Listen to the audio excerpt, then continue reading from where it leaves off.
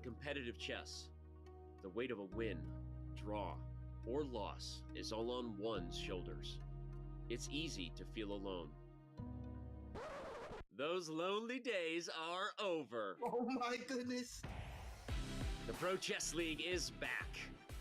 Once again, in chess, teammates matter. The Blitz take the win. By hell, you just won a ticket to the playoffs for your team. Welcome back, PCL. A unique collection of teams, each with their own personality of different colors, shapes, and sizes. There are gnomes and knights, chess bras and bishops, and whatever the heck this is.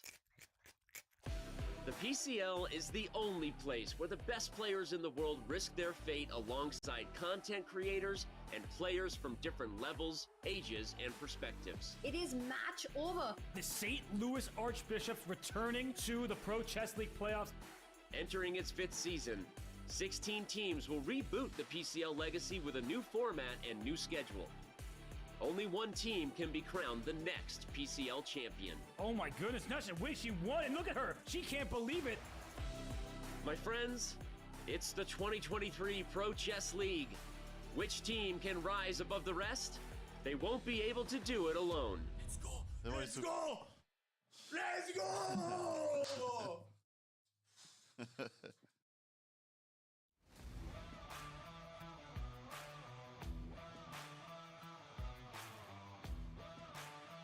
Hello and welcome everyone to the big fight for the final spot of the Pro Chess League playoffs.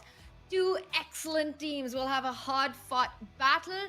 Only one will remain. And to call the action, I'm International Master Tanya Sachdev, and alongside me, hype, is Grandmaster Robert Hess. Robert, it's going to be a fun day of chess.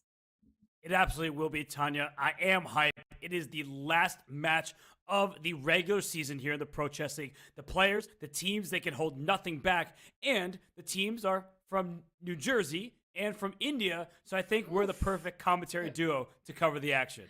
How on earth are we going to stay unbiased today as commentators? But that's what we got to do. Well, whoever wins chess will definitely be the winner. And the Pro Chess League, the last 5 weeks have just flown by, and today is the final fight.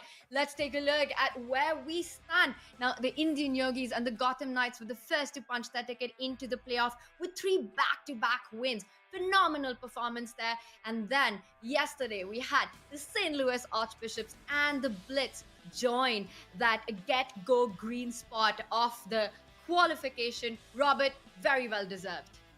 It certainly was deserved, especially because when we went into the season and you look at the top heavy lineups of the Archbishops and the Blitz, we have Fabiano Caruana, Lenier Dominguez, and the rest for the Archbishops. We have the two-headed monster of Alexander Grishuk and MVL tried out every single week in the lineup. But it's not just about the top boards. We saw heroes made in this Pro Chess League season. Alice Lee has been a fan favorite, and she's beaten super grandmasters for the Archbishops. And then Mahel Boyer had some clutch victories for the Blitz, helping them into the playoffs.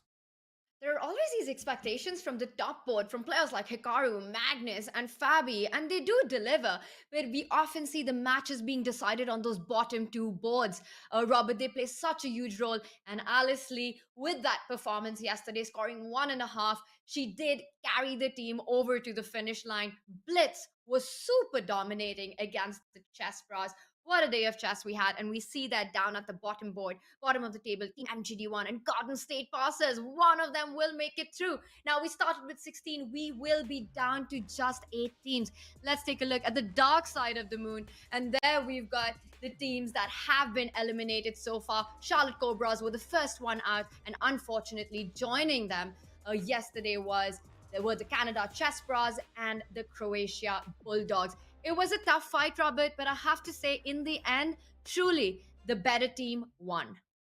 Yeah, and that's kind of hard to say when Magnus Carlsen typically plays on the chess bras. He was not there yesterday. Anish Giri played excellent chess, but still, the rest of the team couldn't make it happen. So I feel like when you look at some of these lineups, you have these great expectations for the Super Grandmasters and the Elite, but it's not just a one-person match. This is the Pro Chess League. You have to have a good team. And, well, some of the great teams have already made their way to the playoffs, and some great teams, unfortunately, have been eliminated. It's the nature of competition.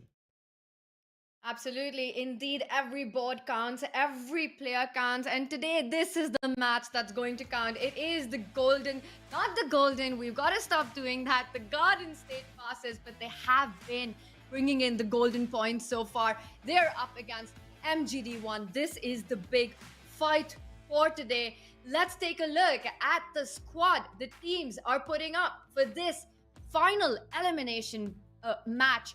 Robert, the Garden State passes with Sam Sevian and Bortnyk. They have been blowing out punches. What a team they have set up. And Alexander Lenderman, super solid there.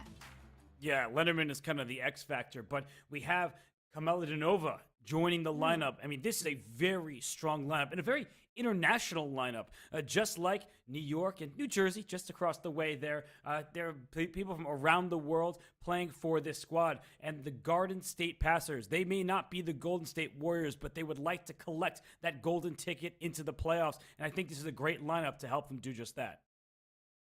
Well, the players know what they have to do. They've got it. This is go big or go home. It is the end of the road. Out of these two teams, only one will go through. We've been talking about the players here, their performance. Today, we see Kamala Danova. She's making her PCL debut. We've often seen Carissa Yip perform on that fourth board, but that's been switched up. Now, the two big performers for the Garden State Passers have indeed been Sam Sevian and Alexander Bortnyk. And we see there, not just for their team, but they have been par excellent on the Pro Chess League as a whole. 2 of the top 6 highest win percentage is by the Garden State Passers.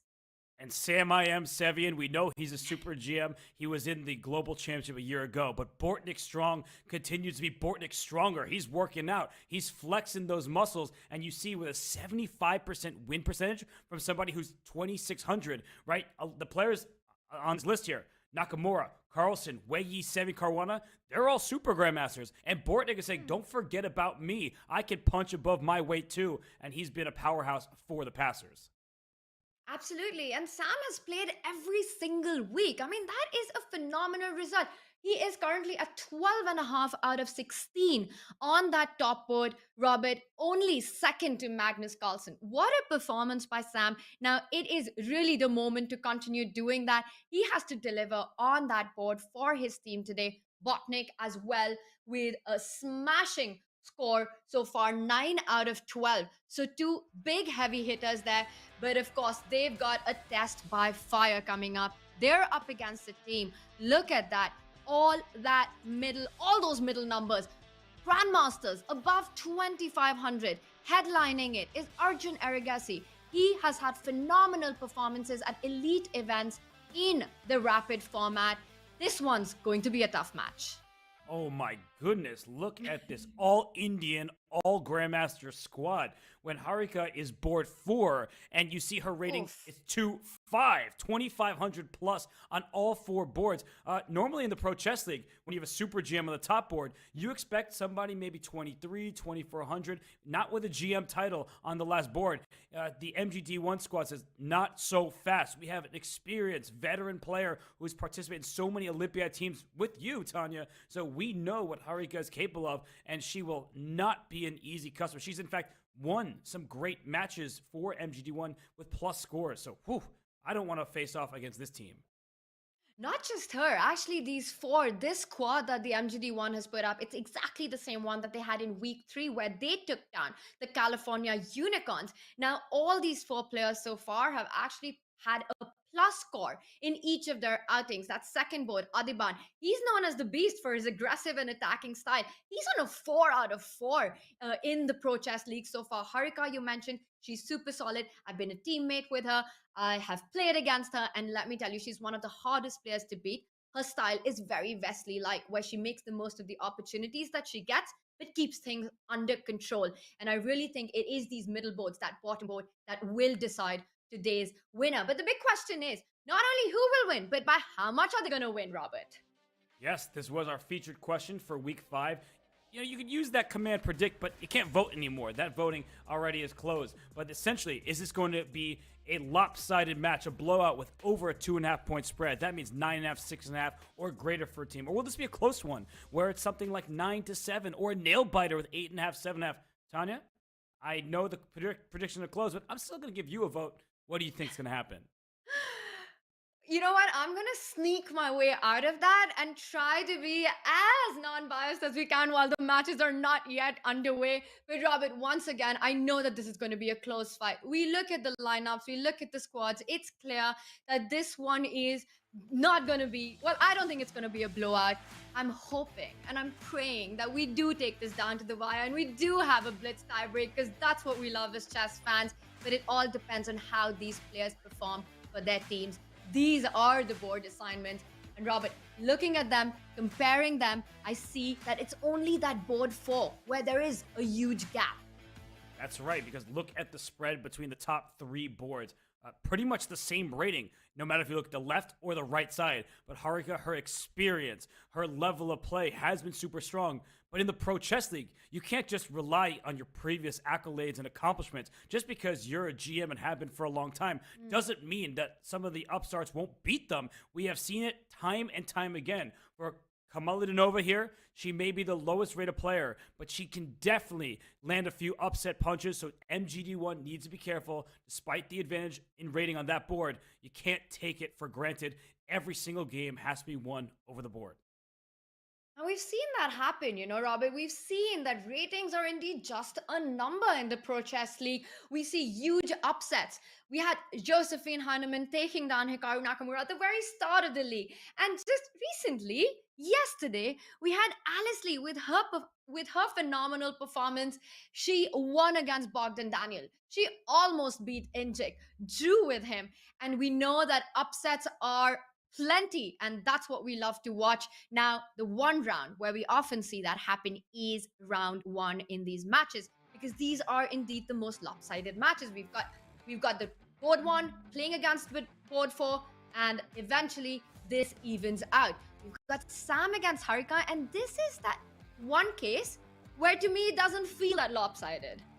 Yeah, what are we? And big international Swiss like Gibraltar or Isle of Man. This is an over-the-board event where the first-round pairings feature Pro 2 Chess grandmasters. League, hello. Yeah, welcome to the Pro Chess League, and welcome to the super strong MGD1 squad. So for Team Garden State, they get the black pieces, but we saw how powerful those 2 are. They're 2 of the best scorers in the entire league. And then down on the bottom 2 boards here, you said Adiban, a perfect 4-4. We know he's a beast. It's not just his nickname, it's his style. And then Arjun Erigaisi, he gets black, but he's playing Mariyurt Kamalinova. And that's a matchup I'm curious about, because if we can see her take even a half point away from MGD1, that'd be great news for the passers, because MGD1 does have that rating advantage.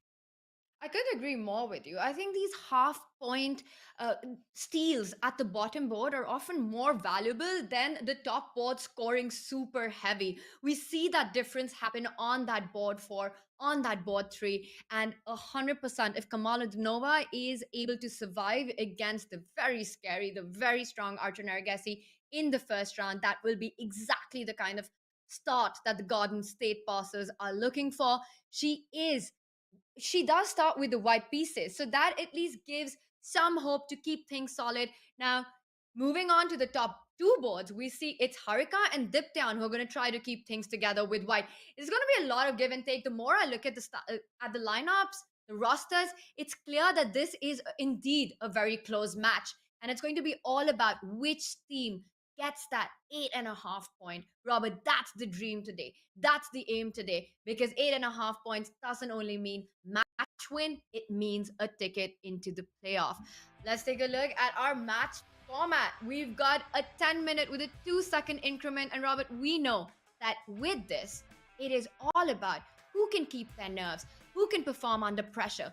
Those time scrambles, we see brilliancies and blunders happen. We certainly do. We also see heartbreak and jubilation, because some teams, they'll be thrilled by how their players perform with all the nerves out there, and others, well, they'll experience sadness because their teammates may have dropped a game they shouldn't have. But that's the nature of the beast. We have the beast playing for MGD1, that is Adiban Bhaskaran, but we have great players, and it's all play all, Tanya. I'm super excited for this matchup. It is our last match of the regular season of the Pro Chess League. I don't think the players will hold anything back. I really hope they don't. And as you said, they really can't afford to hold anything back. They've got to come out with all guns blazing because it is go big or go home day for MGD1 and the the Garden State passes. I'm loving it. It is match time. We've got lift off in just a few seconds. You mentioned the beast. You mentioned Adiban. I wonder if he's going to go for any of those cowboy openings. Are we going to see 1B3? What have they prepared?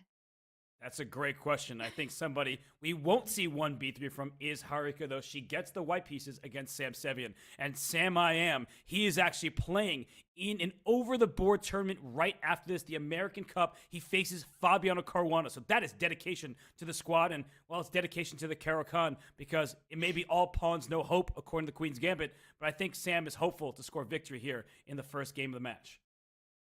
Wow. And the players blitzed out their first couple of moves, but Harika's the first one to go into a bit of a think tank after the fourth move that was just played with a6.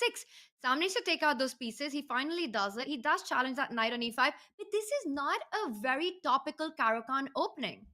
No, but I think that makes it a good choice from Sam because Harika, as you said, she's very well prepared and she also likes solid positions where she's a slight plus and she can try to maximize that advantage. Here we already see knight tension, and if you take this knight on c6 and this pawn captures towards the center, we don't have a symmetrical structure that already contains some imbalances in the position. Not that, it's that big of a deal, but Tanya, I feel like when you're seeing an opponent who's playing fast, and you're the less comfortable player, less prepared between the two, that can be scary even as early as move 5, as we see her thinking.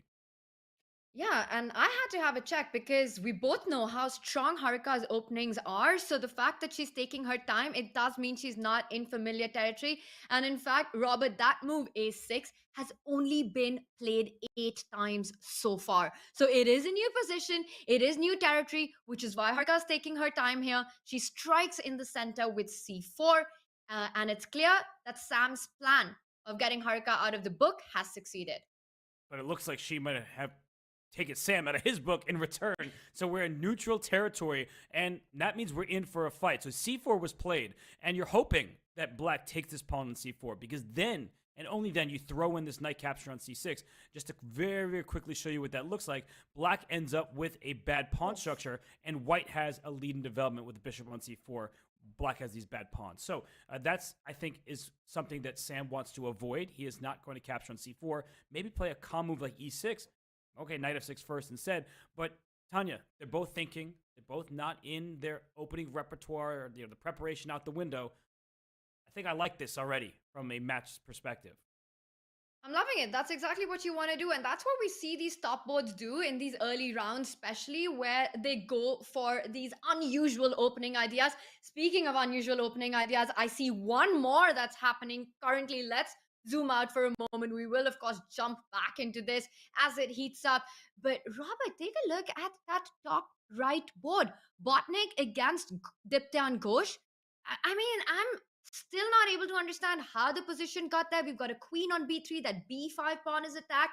The d5 pawn is also looking weak. Meanwhile, at that bottom left, Adiban against Alexander seems a lot more sane, a lot more normal. That's a position in the Queen's Gambit decline that we see very often. But that top right board, what on earth is going on there? I don't know, so let's dive in. This is the matchup between Diptyan Ghosh and Alexander Bortnyk. And excuse me, is that really a bishop on b7? Because I see a bunch of black pawns and a light square bishop. I don't really get what's happening, but what I do understand, Tanya, is there is a lot of tension between the pawns over here on the queen side. So will white's spatial advantage start to crumble because black is chiseling at those pawns? Or will white maybe even be able to win a pawn because there's also a pin along the b file towards his bishop? What do you think, Tanya? Whose position do you like? I'm loving this tension, and the fact that white is taking time to decide how to neutralize it, it just comes down to what decision is made, who it actually favors. Do you pick up the pawn on c6? I don't think it's advisable to pick up the pawn on b5 just yet, simply because it allows black the option to open up the a file. You want to get your side pawn closer to the central pawns. After c takes b5, you can pick it up with the a pawn, maybe even with the c pawn, but I would be very tempted to open up that a file, and my rook is suddenly in the game. The other decision of taking on c6, it also allows black to bring out a piece. It just feels like It's the kind of tension that you might not want in a classical game because your opponent has so much time to handle it. But in these formats, it's so tricky as white to take a decision here. But I like what you were saying about the tension. White didn't just take on c6 because that could allow the knight to get out. This knight is stuck at home. No legal moves. This bishop staring to a brick wall, and this pawn on d5 and its own pawn on c6. And Diptai Ghosh keeps staring into everybody's soul, and he's trying to get into the heart of Black's position here because this pawn on d5, now the rook on d1, there could be a problem for Black with the rook winning the stare down against the queen. So Tanya, I'm not seeing easy moves for Bortnyk to make. He has taken on d5, and if pawn takes back, he will have to play d6, knight d7, but we know what happens when you play d6. This knight may land on the c6 square. Yeah, that is a big hole in Black's position, and it's very far down the camp. I mean, if a knight does land there, that bishop on g2 defending that square from behind the pawn, there might be a rook on c1. White has a clear target and a clear plan to play for, and that is all you can hope for when you're playing rapid, that you can make quick moves. The rook will land on c1, the knight will go to d4. But meanwhile, Botnik needs to find a way to defend that. Now, that knight from d7 can be put onto e5 at the right moment to take control of the c6 square and also say, hello, sure, I've got the c6 weakness, but there's a c4 square where my knight is headed. Yeah, no, this knight can jump around. You said maybe it's a c4, maybe it's a c5 at the right moment. And this b5 pawn is just threatened, and it can't capture an a4 because you lose the bishop behind it. So what Bortnyk has done is he's accepted reality. He may just drop a pawn on b5, but he wants compensation in the form of quick development, in the form of connected pieces, harmony for them. And if it's only just one extra pawn here, he probably believes that his rook can join the party and he could try to win it right back. So I think that Diptai Ghosh is better, but I think Bortnyk is also comfortable in these types of positions. He's kind of like a wily coyote. He's just running around. He's just trying to create chaos. And here, I think the chaos does favor white, but Bortnyk, he kind of shines in positions just like this, even if objectively they're worse for him. And look at this. This is another knight jump. Exactly what you're saying. He's echoing it, just trying to jump around, create a chaos on the board.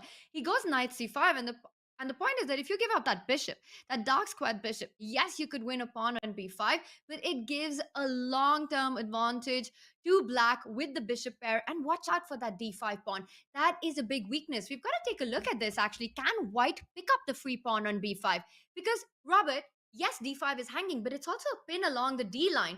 Does Black go rook a1 just to make sure that white's rook is out of the firepower that it has on the d file? Let's analyze that because it's a very good point from Tanya that the d5 pawn is loose, but if you just start taking on d5 right away, you could be in trouble with a pin. So if the rook a1, you distract the white rook away, and then you can play bishop takes d5 because the rook is no longer pinning the bishop. That means e4 doesn't happen. And if you play rook d1, thankfully for Black, because e4 is a winning threat, you would slide the queen all the way to the corner. Now, this looks scary. I think this needs to be evaluated perfectly because there's also a new pin in the world, but I guess according to the engines, it's okay for Black because when this knight moves anywhere, Black can play e6 to protect. It looks scary, but I guess it's just enough to hold. Wow, but you got to calculate these lines, and you don't have that much time to do it. Now, it is very dangerous to even think that you're walking into these pins, but of course, Botnik knows no danger. It looks like he's headed in that direction. We do see a rook trade. It will be super brave of him to pick up that d5 pawn. These lines that you were illustrating, even though they work out, and we know they work out because we have the eval bar, but from a human perspective, it's hard to make that decision. It is, but Bortnyk, he's great at blitz, he's great at bullet, he's great at rapid. He's got it all going on, but Tanya, it seems like your eyes are taking you elsewhere. Yes, because the Pro Chess League is great at keeping us on the edge of our seat. We've got to zoom out this very instant into our bird's eye view. What on earth is happening on that bottom right board? Black's king on g7. The rook is still on h8. This is an absolute mess. There's a queen on h4. I don't really see an attack for Black. How on earth did Black's king march all the way to g7?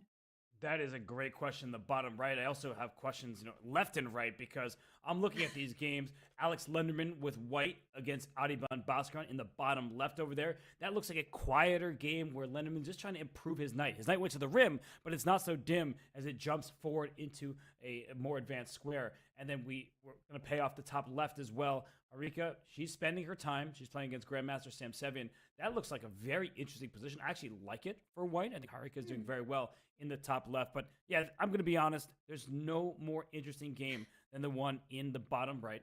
The king is over there on G7. The queen is out in the open. And Arjun Erigaisi has the advantage with the black pieces. So that's good news for Team MGD1.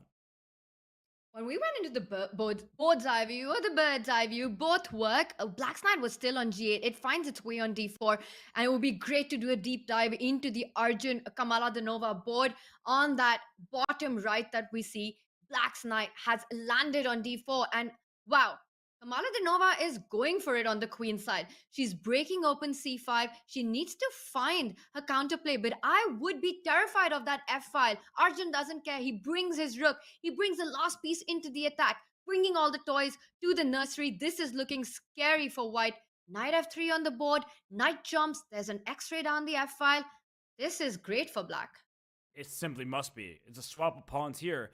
And you can't really go after the black king because even if you eventually get a rook to the c file, black will play rook f7, cover the 7th rank. And that's a multi-purpose move. It defends and attacks. But apparently there's something great. Oh my gosh. Knight Tanya, F3? This knight's hanging. Lose pieces, drop off. LPDO. And rook c1 was a huge miss. Yes, you have a check in c7, but Kamala Danova completely missed that the knight on the rim is not even dim. It's gone and dead. And this is busted. Yeah, just like that knight, white's chances evaporate now because it's an extra piece, a full extra piece for black. So Arjun Erigaisi, he was going on the attack, but full board awareness is essential in chess. How many of you watching, come on, let us know in chat, how many of you sometimes miss that a queen on one side of the board attacks a piece on the other? Yeah, no, I've been there too. I'll raise my hand as well. Just forget that long-range pieces are tricky, and they could take you from the other side. So we see Arjun Erigaisi about to score a victory for MGD1. Tanya, that's great news for his team because they are going to need these early points, especially because it's balanced on many of the rest of the boards. It's clear that this is game over territory. Black has an extra piece. White has got no attack whatsoever. So it looks like this will be Arjun's game. He doesn't miss these kind of positions. Robert, Kamala Danova needs more than a miracle to survive this. We shall zoom out and see some of the other boards because they are also super messy. No miracles required in the other ones. And the one that catches my attention is that top left board. Sam Savian taking on Harika. We looked at it briefly. Harika with the white pieces. I love that her queen on d4 is centralized, that bishop on g5 pinning the knight. It just feels like white has so much space.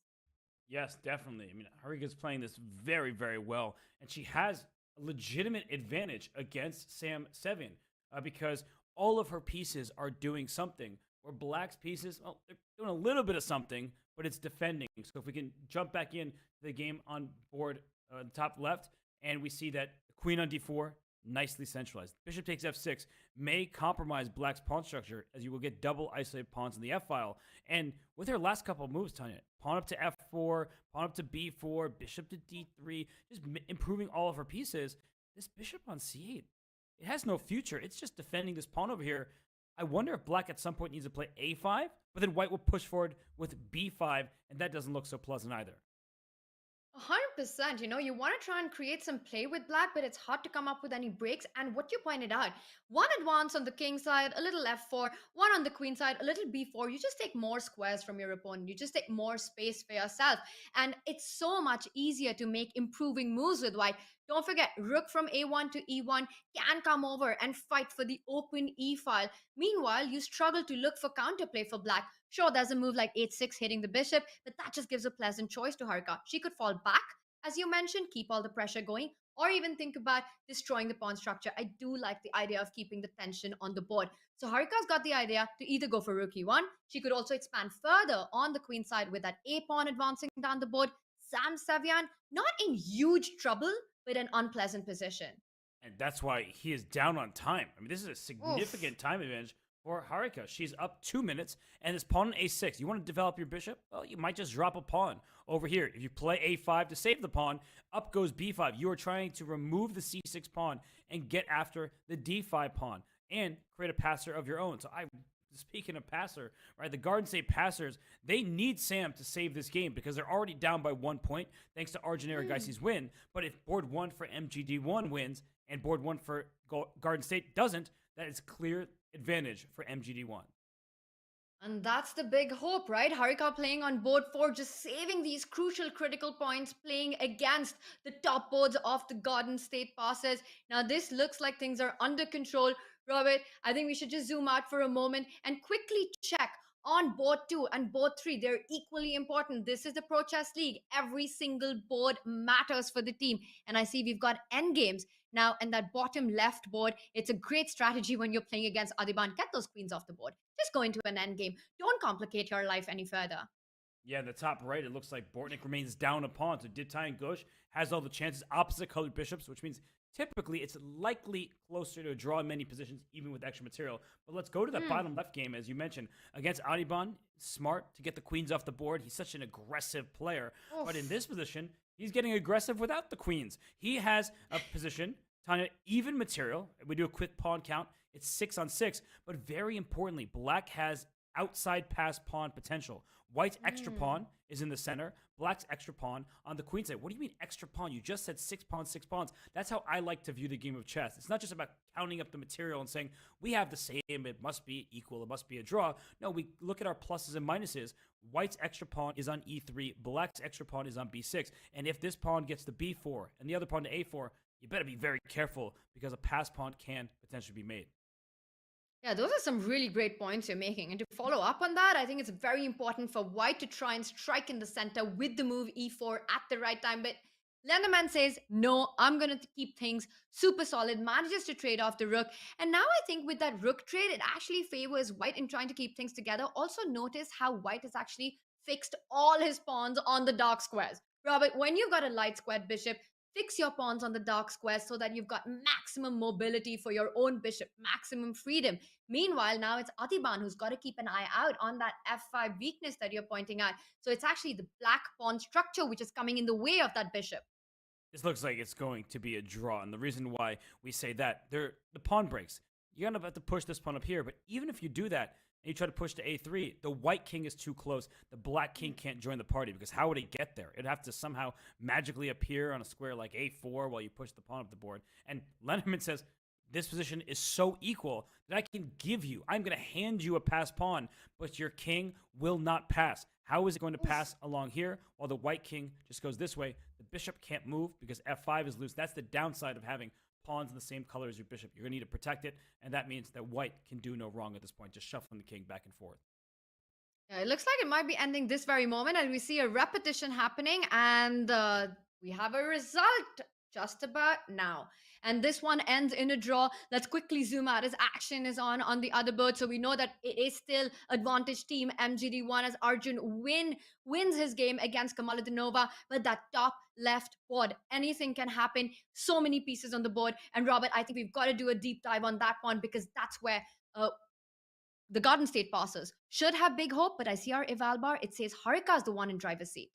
Yeah, in the top right, it's still advantage MGD1. So both top left and top right, in fact, bigger advantage in the top right now after Bortnyk's last move. It seems like Diptai and Ghosh could score a huge victory for MGD1 if he can convert his advantage. So I don't know which game to choose. Let's go maybe to the top left just because the top right, limited material. This one a little bit more complex with so much material on the board. And Tanya, it's advantage Harika very clearly. Black's pieces just are passive.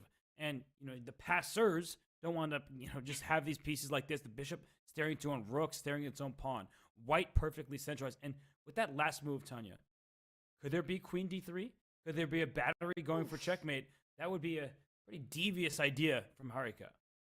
That's exactly what she's setting up, right? You make this little move like bishop c2, and you've got ideas of giving a checkmate in just a couple of moves. 8-6, I like that Harika keeps the tension. She doesn't trade off immediately. She falls back with the bishop, maintaining that pin. And what you're mentioning, Queen d3, that is scary stuff. Black has to think about how to deal with it. You never want to make a move like g6. It only causes more weakness, makes that dark squared bishop of white on h4 even more powerful, and that f5 break. That's going to become a reality. That's going to smash down the position. It looks like Sam is in big trouble, and look at the clock. He's down to 30 seconds. Yeah, this is scary territory for him. He's been great all season long, one of the best performers in the league, but he might have to find his best performance to date. I mean, Tanya, I'm not really seeing a move for him. He can't move his rook. If he trades, well, thank you very much. Then f6 is a problem. And queen f8, he gets ultra passive here. If rook takes e6, he's going to take with the pawn, and that way he protects his knight with the queen. He has left the pin, so that's the good news for him. The bad news, though, he's down to 18 seconds, Tanya. This is not fun. What happens after queen d3? What does he have in mind? Queen f8, great, but you just take away the f8 square. Queen d3, and Harika decides instead for another plan, b5. I'm sure there was something wrong, some defensive resource. That's why she didn't go for it. b5, the computer, the eval bar loves it. But, Yeah. whoa, and she picks up the d5 pawn. She took away and if rook c6, knight e7 check wins at least the rook, and the bishop is loose. She won the house. This is hanging, that's hanging. She wins a rook, a full rook, by taking here and here.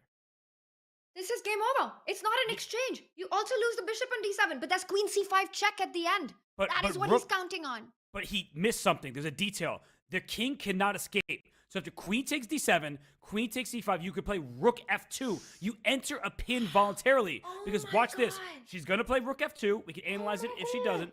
But if bishop d4, there's back rank checkmate with rook e8 coming, and Harika will win this game, and she sees it. She's spending her time wisely. She's going to play rook f2. Robbie, you can see, she's feeling the win with her movement. You can see the tension. She knows she's so close to it. She puts her hand on the head. That back rank detail that you pointed out, that is going to be the deciding factor in this game.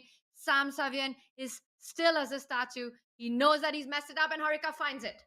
Yes, she plays rook f2. He quickly plays g6. Now, he is going to try to get her in time trouble. He has a passed pawn. There's opposite colored bishops. Sometimes attacking things happen, especially with pins, bishop d4 coming. But opposite colored bishops go for the attack. She could switch diagonals now, go after this f7 pawn. I feel like the black king is being hunted. Well, the only thing she has to take care of is this bishop d4 threat. Now, unfortunately, you can't sidestep with your king to h1 because that rook on f2 hangs. Harika says, I'll go rook d1, defending that d4 square, keeping everything under control. The bishop and the queen eyeing f7. This is game over. She's doing it clinically.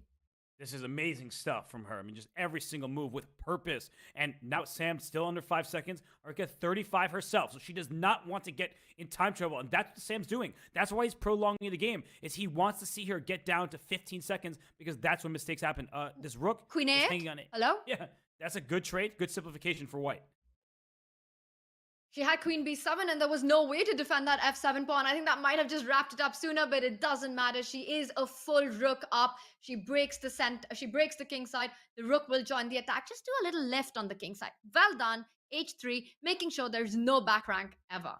And she gives up the pawn to open it. a file. She had queen d7. That would have traded queens before. But now black has 2 pawns for a rook. That's, of course, advantage white. But Tanya, this is what we're talking about. Time scramble situations. She needs to avoid getting down to bullet times herself. I mean, this is worrisome when she's not finding a knockout.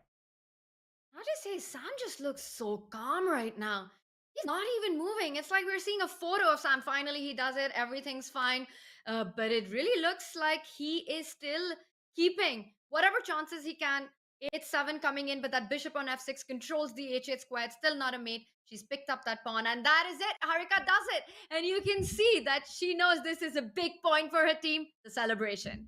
And it was a big win, a big moment for her. I mean, the way she played was excellent, and there's only one game remaining, and we'll get to that in a second. I just want to point out this variation very quickly. Queen c5, Sam was relying on bishop d4, putting all the pressure on this rook, which is pinned, but the king is getting mated. Rook e8 check, you take, queen takes, and you can't go to h7, illegal. If you go queen f8, bishop h7, a distraction tactic at the end of the line, wins the queen, wins the game. So Harika finds some nice stuff. Let's go away from this one because we still do have a game in progress. It is Alexander Bortnyk in a terrible spot against Diptai Ghosh. Tanya, this could be 3.5 in favor of MGD1. We did have that blowout question as a featured question for our chat, and the first round seems to be the answer here. This could be a 3.5 half win. They will pull away if Diptyan Ghosh is able to convert this. And Black's biggest problem is that his king is so far away from the action, while White's king super close to the king side. Rook G5 is coming next, picking up that H5 pawn, and there's no way that Black can fight it. Yeah, Rook G5, King D5. That's one of those attempts where you say, this king and pawn endgame, there's some drawing chances, but King F4 would be a smart way to go. You're told, trade pieces when you're ahead, but look at this, King D4, very smart try. If Rook takes E5, King takes, this is actually a theoretical draw, and that is what Bortnyk's aiming for. Look at this, Ghosh has no draw for you. King up, King march, give me this pawn, give me the game. That is going to be game over once the h5 pawn falls and you don't pick it up with the rook. You keep the rook to defend that g3 pawn. The king marches over. Oh my god. And we see it on Bortnyk's face. He is giving up on this position. And he should be, because that's 2 pawn down. And Black has got no chances of getting his king to the other side of the board to even fight these pawns. It's going to be a matter of technique. But I believe that Diptyan Ghosh, the Grandmaster from India, will be up to the task, Robert, in this one. What a huge win. It's massive. It would give them a 3-point lead. And right now, he's just being careful because there's Rook H8 check. Maybe this pawn is going to drop. But you can even give away this pawn in many positions if you get the activity. He says, no, why should I give up material? Let's just get my pawns going forward here. But look at Bortnyk. He's playing stubborn defense. A great move. Don't take on G4. Don't take on G4. Rook A3 wins the rook on the spot. Yeah, but Bortnyk's being tricky here. He's just saying, are you really going to push this pawn? It may, in fact, be winning, but Rook H8 check, and the king could take the pawn, but maybe there's Rook A4, kicking that king back away from the G5 pawn. Now the white king is free to go. This is a win. The king is cut off. Oh, and he's doing it. And wait, Rook A7, what a trick he did there. If you pre-move, then you lose the rook. But of course, Diptyan Ghosh was very alert. He picks up the point, and with that, makes this a huge margin. Wow, I wasn't expecting that, Robert. What a funny final move, though. But if your opponent's pre-moving, you can catch them. And no, he was not caught. And right now, Diptyan Ghosh helps MGD1 to a 3.5 first round. Tanya, it's incredible stuff for Team MGD1. Just amazing. I think very few of us could have predicted this. We see an all Grandmaster lineup there, but also the Garden State passers have been excellent, pulling out some very crucial wins against much higher rated players. But this one was a blowout. Now the Garden State passers clearly need to win a match, a game, a round, and win it big to try to get the score a little closer. You don't have to go all out in the very next round, but you've got to reduce that margin. 3.5 half is a huge pull away score there. And the Garden State passers are not pleased. No, they're not at all. But as we just saw a feature chat from none other than Daniel Naroditsky, Danya's saying, it's not over yet. The passers can come back. But look at all the zeros there, Tanya. That's what's scary for them, is MGD1 is capable of almost blanking them in the first round when you have the most lopsided matchups, at least from Sevian's perspective. So Harika, she played a great game there. Absolutely, Robert. And a score from each of the players on the MGD1 team. That's exactly how you want to start. There's a big round to coming up. So much action. Yes, there is. And before we go to a break, we just do want to mention this great event. So if you're loving this team chess action, don't miss round 7 of the Collegiate Chess League tomorrow, Saturday, March 18th. This CCL season has been incredibly entertaining, with future global superstars leading their college teams through exciting matchups. Don't miss out on your weekend team chess event over at twitch.tv/Collegiate Chess League tomorrow. Use the command CCL in chat to follow the action. Tanya, I know I can never get enough of team chess. It is the most fun and the most entertaining. There's so much at line. There's personal ambition. Plus, you really want to be the MVP for your team. You want to take them over to the finish line. And this is what we're seeing happen today as well in this big fight for that final spot of the playoffs. We've got a big round 2 coming up where the Garden State passers need to make a comeback. They need to make it quick. Do not go anywhere. Robert and I will be right back.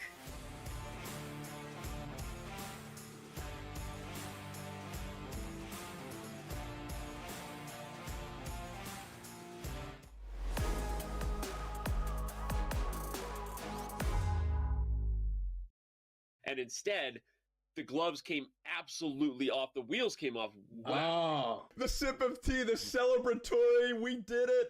When I saw that reaction, I felt what you were feeling. Like, I felt this transfer of energy of like, that kind of moment, that kind of upset is so exhilarating. So can you just talk a little bit about like how you're feeling in that moment, what was going through your mind, what it means to you?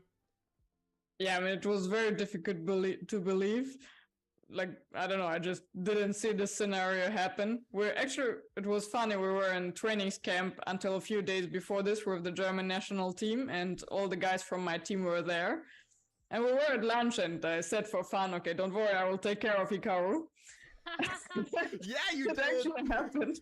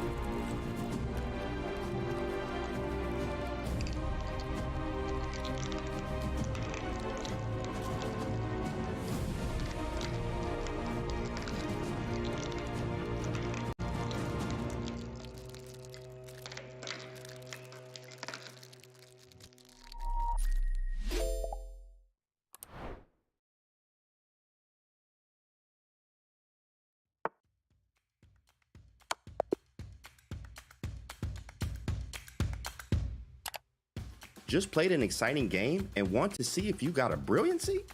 Or maybe where you could have improved? Chess.com's game review is just a click away.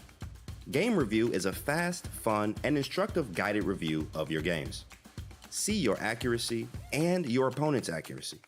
Check out the eval graph for an instant overview and scroll down to see how many great moves, best moves, blunders, and yes, brilliancies you have played.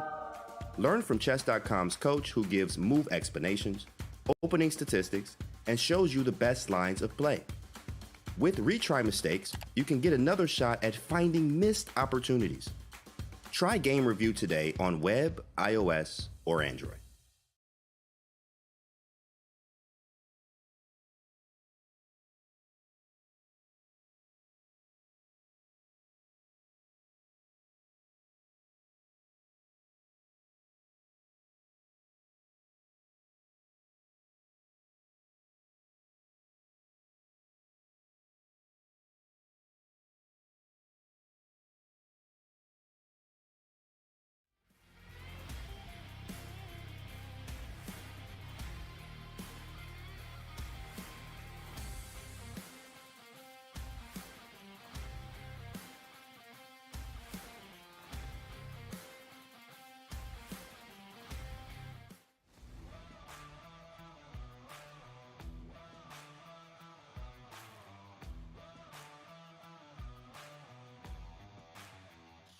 Arjun Erigaisi, the Indian phenom, there getting the job done for MGD1 in round one.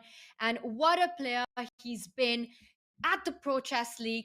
His performance in the rapid format has been phenomenal. He's had a great 2022. What results there we see, Robert. He is truly headlining and at the forefront of this new wave of prodigies that are making a shift in the elite chess world. And what great resolve he has, because he struggled in the start of 2023. Earlier this year, he played in Tata Steel. He lost, I think, 5 games and didn't win a single one. And then you could think, oh no, he must be in his own head. And he's responded to that with just great chess. He made it to the Air Things Masters Division 1. He played well there. He has been great in the Pro Chess League. So Tanya, with these top players, it's not just about their best results, it's how they respond to setbacks. And we see this amazing performance in 2022, but Arjun Erigaisi, the other year, which was his breakout year, Robert, was 2018. To just give you an idea of how strong he is, he scored 6 noms that year. That's the year that he became an international master and grandmaster in just a year. So definitely the Garden State Passers are facing a big challenge there with Arjun heading team MGD1. Let's take a look at the round 2 action that's coming up. Now, Sam Savian suffered a big loss to Harika in that round 1. He needs to leave that behind him. Robert, he needs to do a lot of damage control, and it needs to start now.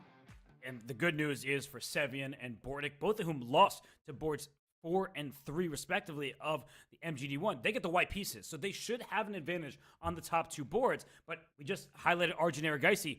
He gets the white pieces and the biggest rating differential of the round. Adiban Bhaskaran gets white against Kamaldanova. So I think that the passers, they need Lenderman to save a half point against Arjun Erigaisi. That will be very important, as he was the only person to get a half point in the first round. Indeed, as our feature chat said, what a strong start. I don't even think MGD1 could have thought that this is the kind of start that they would get in round 1, 3.5 half. It is now up to the Garden State Passers. They need to control the situation, and it needs to happen in this round 2. We can see the players are ready to go. Our chat will see the players are ready to go soon as well. Sam Savian against Diptyan Ghosh. That is a big round. As you mentioned, Alexander Lenderman, he needs to make sure that he can at least try and get that half a point against Arjun. Don't give him that full point. Don't let him go 100%. And Sam here starts with the King's Pawn opening. And Sam Savian, you know he's mad because he just lost a game where he probably felt, I needed that. Not just for himself. He's a team player. He always has been. He is playing in the American Cup later today. Oof. And he is playing against Hikaru Nakamura later today. So, excuse me, wait, what was that? You need to prepare for Hikaru? Let me just play some rapid chess. I'm going to play Hikaru how Hikaru plays the rest of the world. Going to prepare by playing. And unfortunately, game 1 didn't go his way. But Tanya, here in game 2, he is blitzing out the opening. But unfortunately for him, his opponent seems to know what he's doing. Wow, and Diptyan as well. He takes a setup which, again, is not the usual response to the Spanish. He develops that knight from e7 to g6 instead of the standard knight f6 move. But I like how Sam has handled it. Your knight is not in the center, Diptyan. I'm going to strike in the center as soon as I can. And he breaks it with the move d4. And we see that Sam is taking his time right now. So definitely feels that Diptyan's the one who's slightly better prepared so far. And Sam brings the bishop back to b3. I think that means bishop g5 is next. How did those go together? If black castles, bishop g5 can come out, and there is no pawn f6 to challenge the bishop because your king would be behind a pawn. That means it's pinned. So I think that Sam's just trying to find where he can get his advantage. The good news for him is e4 is not threatened. The bad news is e5 is ultra well defended. And if you ever push this pawn, not only do you restrict your own bishop, you open up the opposing bishop on a7. So I feel like this is one of those games of subtleties, Tanya. And now Diptyan Ghosh, out of his own preparation, they're going to have to find the best moves on their own. And while they do that, I just want to make a point. If we can pull up the analysis board for 1 second, because you pointed out that these two knights defend that e5 pawn. But now Sam's last move, bishop to b3, could have actually instead picked up one of the two defenders. So instead of the move bishop b3, he could have gone to snap up that pawn on e5. Let's say you take bishop c6. But that is a bad idea. You give up a bishop pair. And now no matter what you capture with, let's say you take with pawn, as you're pointing out, let's start with the knight, Robert. After knight e5. You tell me. Just tell me the line. I'll follow you. Let's do it. Knight e5, takes on e5. And now we see that black can put pressure on the e5 pawn. You could make a move like queen e7. And the point is that bishop on a7. What a bishop that is. It's pinning that pawn on f2. It is on a strong diagonal, the long diagonal. There is no f4. Black will regain that pawn and end up having a bishop pair in the middle game. Now, if white instead, we can just back up. This looks great for black. If white instead was to recapture that e5 pawn with his own pawn, it really doesn't help because this time black captures the queen and you trade and black's other bishop jumps into power with the move bishop g4 as you're playing it out. Pin that knight, win that e5 pawn, and once again, after all of that, black's the one who's ahead with the bishop pair. Yeah, really instructive variation there from Tanya, just showing that white could have won a pawn, but it wasn't worth it. Let's not get greedy. Sam retreats, Diptine goes castles, and now I feel like for white, bishop g5. The queen has to go to e8. It's an awkward square because there's a little rook sandwich going on between the queen and the king, and that rook wants to be on the e-file instead. But for now, black would have to be ultra defensive. It's hard for white to crash through to create a huge threat, but I just like white's pieces. They're much better situated than black's. Yeah, absolutely. And wow, look at that. He goes further on with d5 and asks a question to the knight. You were talking about the rook getting sandwiched. Is black going to go knight e7 and sandwich the whole board? Because that just looks like something you never want to do. But I'm not seeing a very active move. Sure, you have knight a5 hitting that bishop. But once white falls back with that bishop, what is that knight on a5 doing? It might get trapped with a b4 push, just to quickly show that this knight on the rim is looking quite dim. b4 at some moment won't be so fun. So the knight might have to keep jumping around back and forth, but that looks awkward. I mean, I really don't think this is an easy position for black to play. And with knight e7, eventually f5. You can't do it so quickly because your king's in line with the bishop, but I feel like black's next moves are d6 and f5, Tanya. And that's why Sam, I'm going to go back because we have the analysis board up. So I'm going to just show that very quickly. That after knight e7, let's say you made a move like h3, some kind of random move. Then black plays d6, and you already see the evaluation bar in black's favor. This is like the best version of a King's Indian because your bishop is on a useful diagonal rather than staring into its own pawn. And you could play f5 with your knight already ready to jump into the action. So, Tanya, I feel like that was a great decision by Sam to play d6. And now that we get this position, this is the live board. Who would you rather have? Well, whose side would you take? I think I would want to be white here. I mean, look at that bishop on b3. It makes sure that black cannot push that f pawn. And the way Diptyan's handling it with the bishop falling back, I totally get it. You're hitting that queen. You want to get that d pawn moving so that eventually that bishop from c8 can come into play. The other move that you can look at is b5, bishop b7. But it just looks like black is setting up for a game of Fisher Random right now. What are these pieces on the 8th rank doing? So knight h8 next. Okay, I see what you're saying, but it does look like Fisher Random because what's this bishop doing here? The rook hasn't moved. It does seem awkward, but the eval bar says that Ghosh is playing well. I mean, he's playing a good game of chess right now, and if he can successfully strike with d5, he will have some chances. So what do you say, Tanya? Should we leave these two to their thinking? Because I feel like this position is very complicated, and it's not just Sam who needs to win. His teammates need to do it as well. I think I feel what you're feeling, and I know exactly where you want to head as well, Robert. Let's bring up a bird's eye view. Talking about striking, look at that bottom left board. White is striking down with that g-pawn already. g4, g5 on the board. Lenderman's king is still in the center. A bishop's trade is on offer.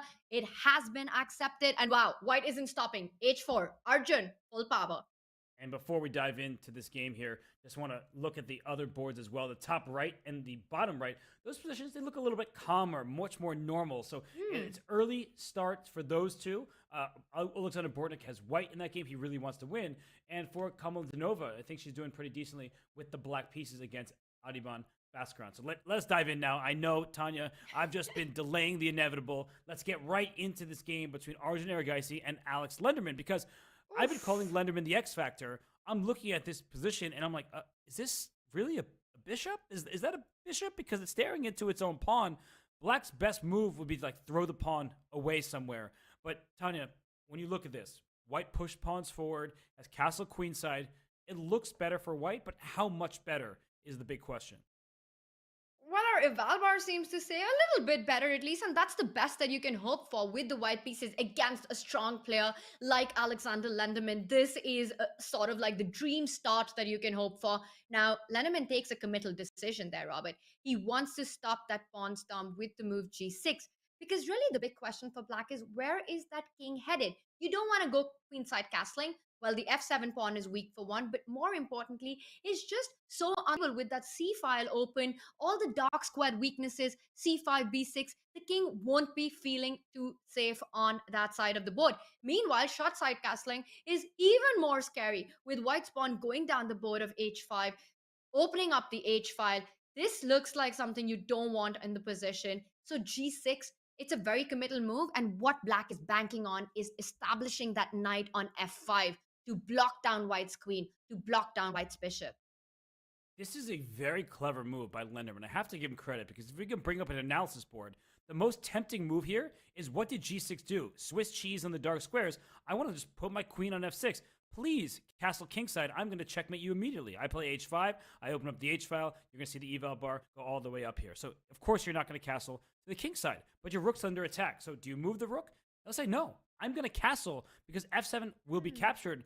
But where is this queen going? It's in no man's land over here. There might already be a drawing mechanism because if you take this pawn, I go back and forth, and your queen can't escape anywhere. I'm just going to keep... Oh, I guess there is the e5 square. I actually forgot about that square. So I made a mistake here. I own it. But I think that this kind of position... And rook F2 hangs, it doesn't matter. If you go to E5 as well, I'm loving that line. You trade queens, you pick up the pawn on F2.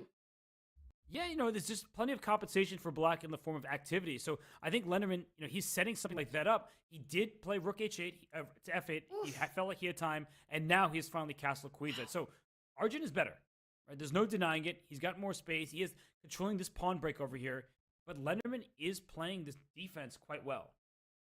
And speaking of the F7 weakness, that's a glaring point on the board. And I'm just wondering, what does black have in mind if white actually does land with the rook to the 7th rank? Arjun has the possibility now to simply trade on G6 and put that rook on H7. Alexander answers it. We've been talking about the F5 square for the knight. So now everything looks a lot under control. But that bishop on C6, it's a long-term bad minor piece. That bishop, like you've been pointing out, give up that D5 pawn. Find a way to get rid of it. If it wasn't, the evaluation would be a lot different. This is a classic good knight versus bad bishop middle game. Imagine this knight landing on E5.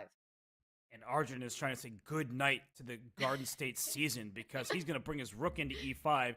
He'll trade eventually, maybe use the H file, maybe use the E file. And, that is a terrible bishop here. So I love what Arjun Erigaisi did. Let's get an instant replay. Very smart chess from him. He takes on F5 and then just says, give me the dark squares. Because had he captured on G6, I think black, instead of taking with the H pawn and having just a passive position, would take with the F pawn.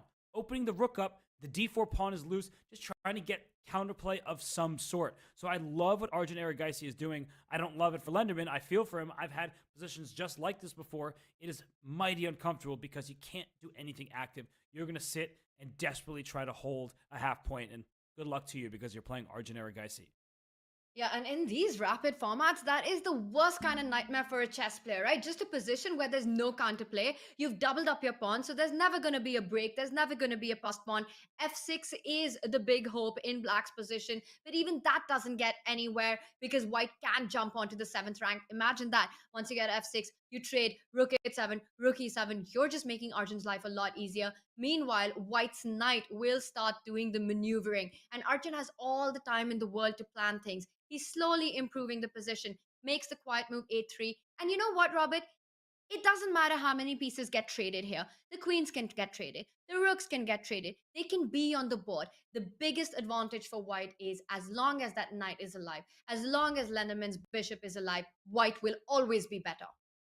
There's one thing that Lenderman's about to do. He might be playing rook E4. This is a very fascinating exchange sacrifice because we're talking about the domination of this knight against this bishop. Let's just make a careless move. Let's just analyze something very quickly here. That if white plays king A1, just la-di-da, and black plays rook E4, and say, what are you doing? You're giving up this 5-point piece for just this knight. And then you get a position like this. It says that white is better. And yes, objectively that is true. But you've all of a sudden freed up black's pieces to have some activity. And chess players, we often will give up material if it means our pieces are active. And I think that's what Lenderman would have hoped for. But instead, we see a swap of rooks and rook H7. And so what Arjun is saying is, all right, well, if you go rook E4 now, I'll take your rook, I'll take your pawn, everything's in trouble. So he's just eliminating some of the tactical possibilities. Even if they didn't work out, it was an idea to keep in mind.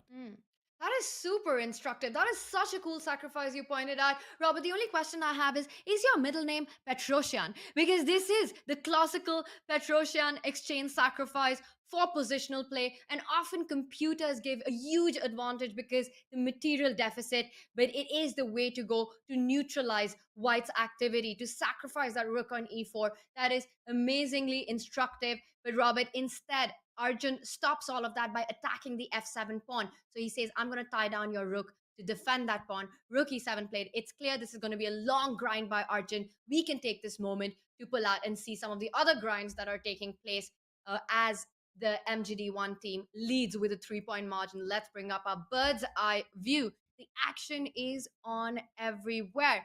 And look at that top left board. Sam Savian versus Diptyan. Now, Sam has managed to create quite a stronghold in the center, planting that bishop on d5. The central knight on e4. I'm liking his position, and it looks like Diptyan's on the defense there.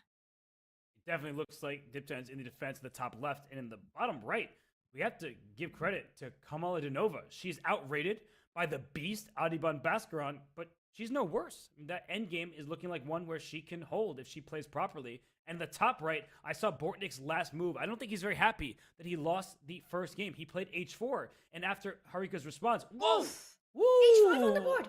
Yeah, we got fireworks there. This is fireworks, and that means that's exactly where we're headed. We've got to put up the Harika Bortnyk board. What just happened? h4, and Harika plays e4, trying to kick this knight. But what Bortnyk says is, sorry, my knight's not under attack because your queen is behind this pawn. Rooks win these stare downs, and he just pushes forward with h5. And the fact that Harika is now thinking here, that's not a good sign for her, because if she plays g5, I think we are going to see a sacrifice on that square. That is inviting it, right? You go g5, and that's exactly what she's looking at. It's so terrifying to play this move, because after bishop g5, and we can just point this out with arrows, black recaptures with the pawn on g5, and then white can jump in with the knight, pick up that pawn on g5, give a check. The king has to fall back on h8. Even the e4 pawn hangs, Robert, in that line. And what's going to end up happening is that white at least has 3 pawns, but that's the least of the advantages. Black's king is so unsafe. h6 coming in, the h file is open, the g file is open. Harika is in big trouble, and we're seeing this played out. And look at this. Look at the twist in the move order that Bortnyk has chosen. That is so clever and so pretty at the same time. He says, hey, pick up my rook, because I'm going to pick up your queen if you do that.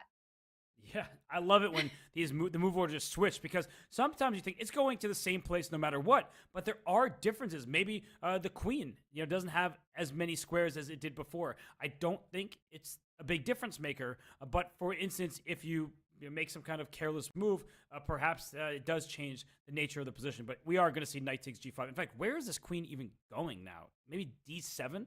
But after knight takes pawn, white has like 8 different moves that look good. h6, rook e1, rook f4. This pawn on f7 is targeted. This is a huge advantage for Bortnyk. Yeah, but I love just start with knight g5, give a check, and then think. Because black never has the option to step onto g8 because of this h6 idea that you're pointing out. Bortnyk knows that he's close. And for Harika, of course, it is a difficult position to defend. And what makes it even harder is that she has 1.5 minutes on the clock. And defending this kind of a mess when you're under attack, I think this is going to be a tough one. This is definitely advantage Garden State passes, despite white not having a piece. He's got all the attack on the board. h6, I mean, every single move with purpose. Bishop f6, you are not taking this pawn and opening up this file. And woo, rook d1, I think we're about to see this queen give itself up for the rook and the bishop. And then we have a weird material imbalance, Tanya. What's it going to be at the end? Is it going to be a rook and a knight and a bishop for black, for a queen and 3 pawns? We don't see material imbalances like this very often. So Tanya, white is better because black's king is open, but I could see this turning if you're not accurate for Bortnyk. He is ahead of the clock. He does have a lot of time to think, though.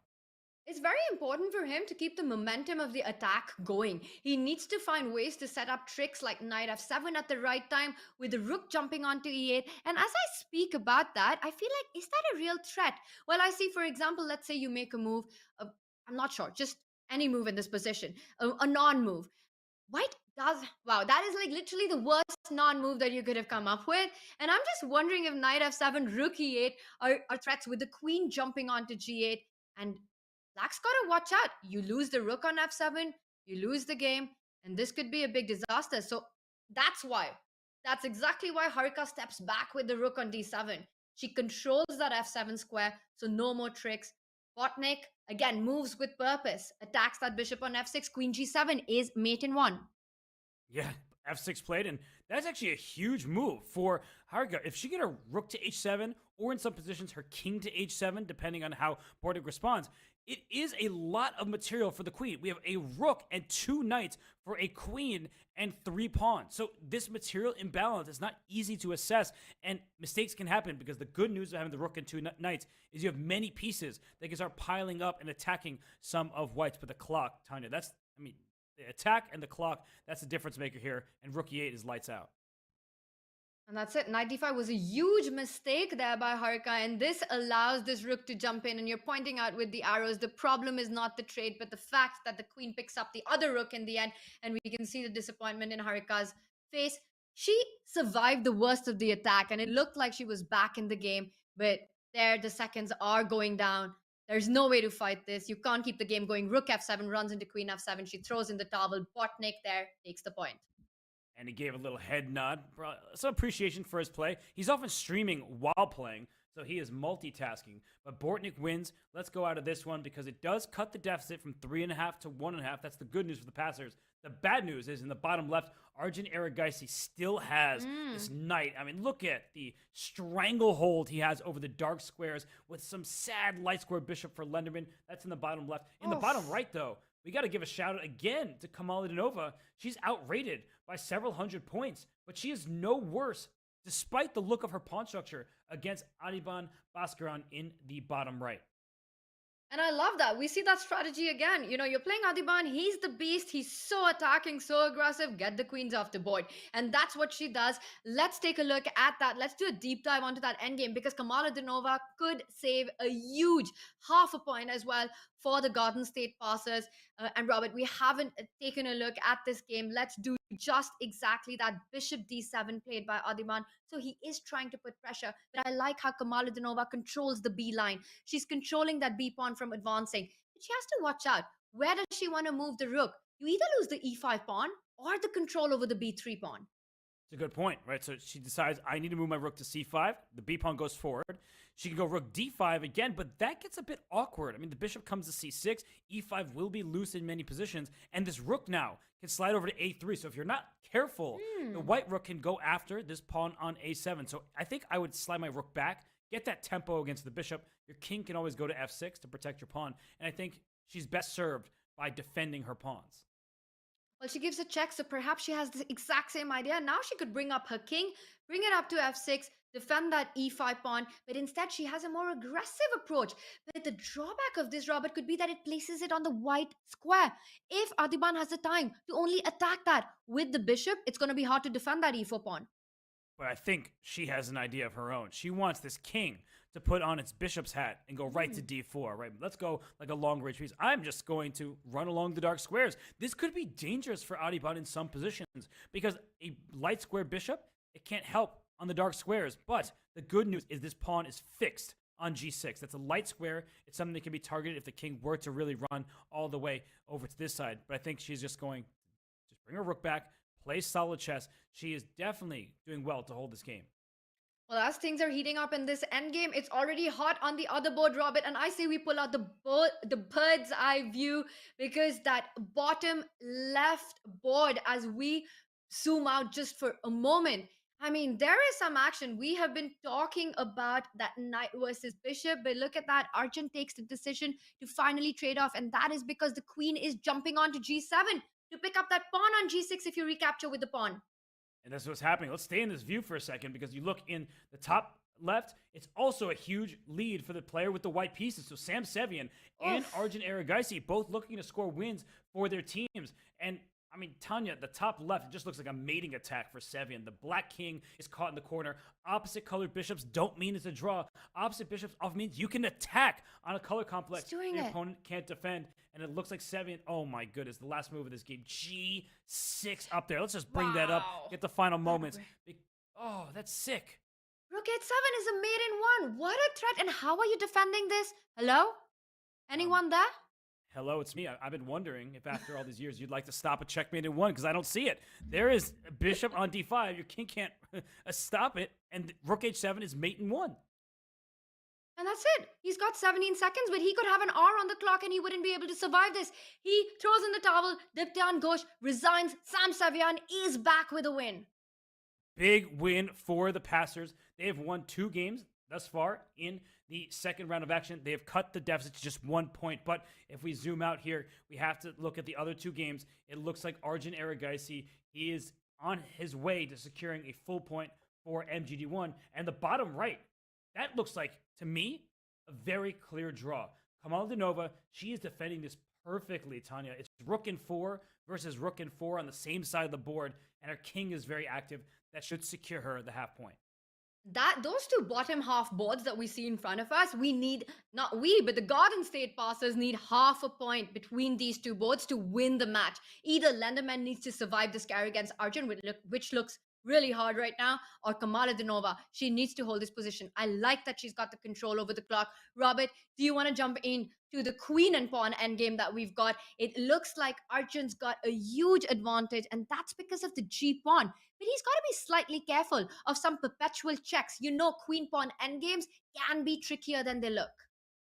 They absolutely can, because the king can get checked a bunch of times, and sometimes the win is bring your king out into the open. Not in this position, and Lenderman, his king is up on b6, but a3 check. That's a very clever try, because you are bringing the king up, and now there are a ton of checks against this king. Unfortunately, queen b8 is game over. Your king has to step to the c file, and you simply win the black queen. If you go forward, you get checkmated 1 move, either with the queen or the pawn going to b4. So Tanya, we entered this game at the right time.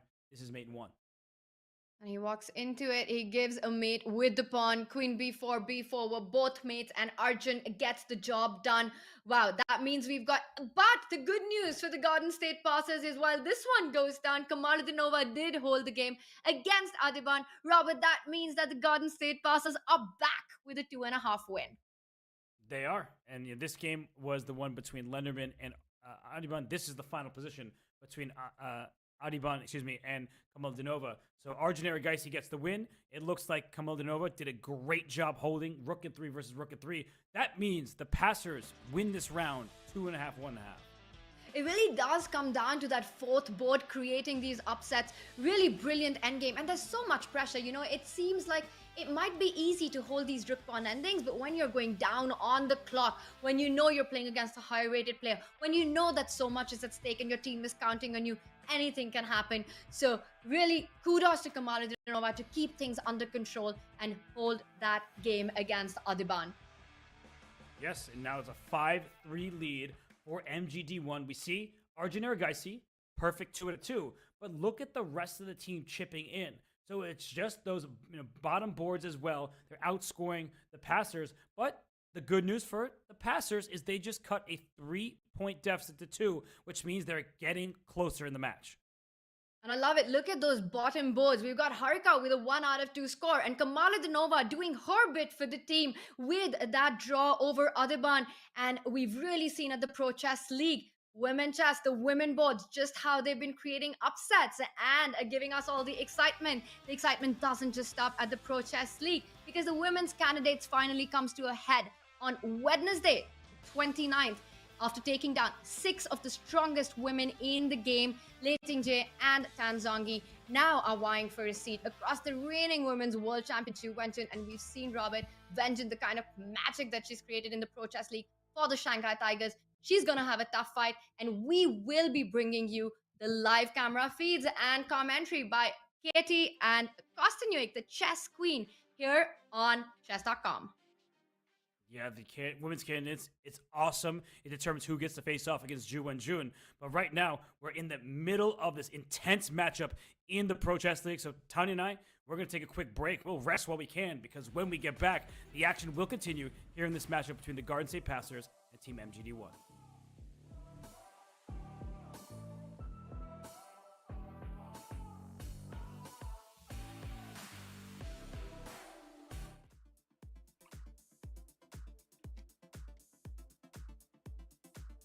Playing online wasn't a fun experience for me.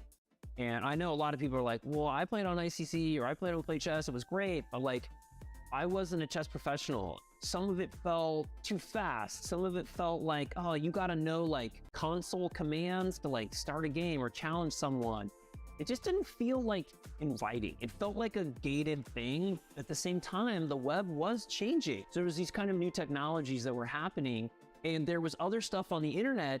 You know, there was like super cool blogs, and there was like great news sites, and there were bloggers, and you know, there was chess content. It was emerging. So I was like, all right, Jay, let's do this. Like, let's build our own thing and do it. You know, this is not a knock on what anyone else was doing. It was working really well for some people. But again, for me, where I sat, what I wanted, temperature of porridge I wanted in this story did not exist. And I wanted something that felt just right at home. And that's what drove me to build what I wanted as a chess fan. I started a chess teaching business in elementary schools where I wrote a curriculum and I hired instructors, and I would get kids excited for chess, and they would go do that. We ended up doing chess in like 100 schools. And this is while I was going to college. That kind of led to this opportunity where I was like, man, I'm like buying a lot of chess sets, and there's a lot of interest in chess. Maybe I can get a discount if I buy them from China. And so I started buying and importing chess equipment from China. I started a website called Wholesale Chess where we were selling chess equipment online. This is long before Amazon was like selling everything. And I did the teaching business, and then I did the e-commerce business. And then while I was doing the e-commerce business, I was like, oh, this is getting really tough to like pay for ads and compete. And I was like, oh, I really want to do a chess community, because then people will come for the community, but they'll also buy some stuff. So it'll work as like a self-sustaining business model. Plus, as a chess fan, like, where's my home? Like, I wanted the MySpace of chess. I ended up buying the domain name chess.com out of bankruptcy for $56,000. So we started building like the MySpace of chess. We were building a chess community, and that's kind of how chess.com got born. And that's kind of my interest in chess, was like, as a business, as an e-commerce, as a fan, as a community member, as someone who was playing on other sites like Yahoo Chess and stuff and was very unhappy with it. I wanted a place that felt like home for me. And that's my relationship with chess and chess.com in a nutshell.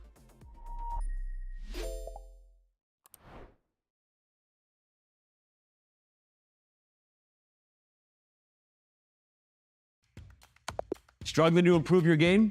Chessable is the home for chess improvers. With hundreds of courses by incredible authors like world champion Magnus Carlsen, Christoph Selecki, Andras Toth, everyone's favorite social media troll known as Anish Giri, and so many more, Chessable can help you raise your game to the next level. Most importantly, all of our courses are powered by Chessable's exclusive Move Trainer technology, which uses the science of spaced repetition to make sure it all sticks. Check out Chessable today and get 30 days of Pro for free. Go to chessable.com/begin.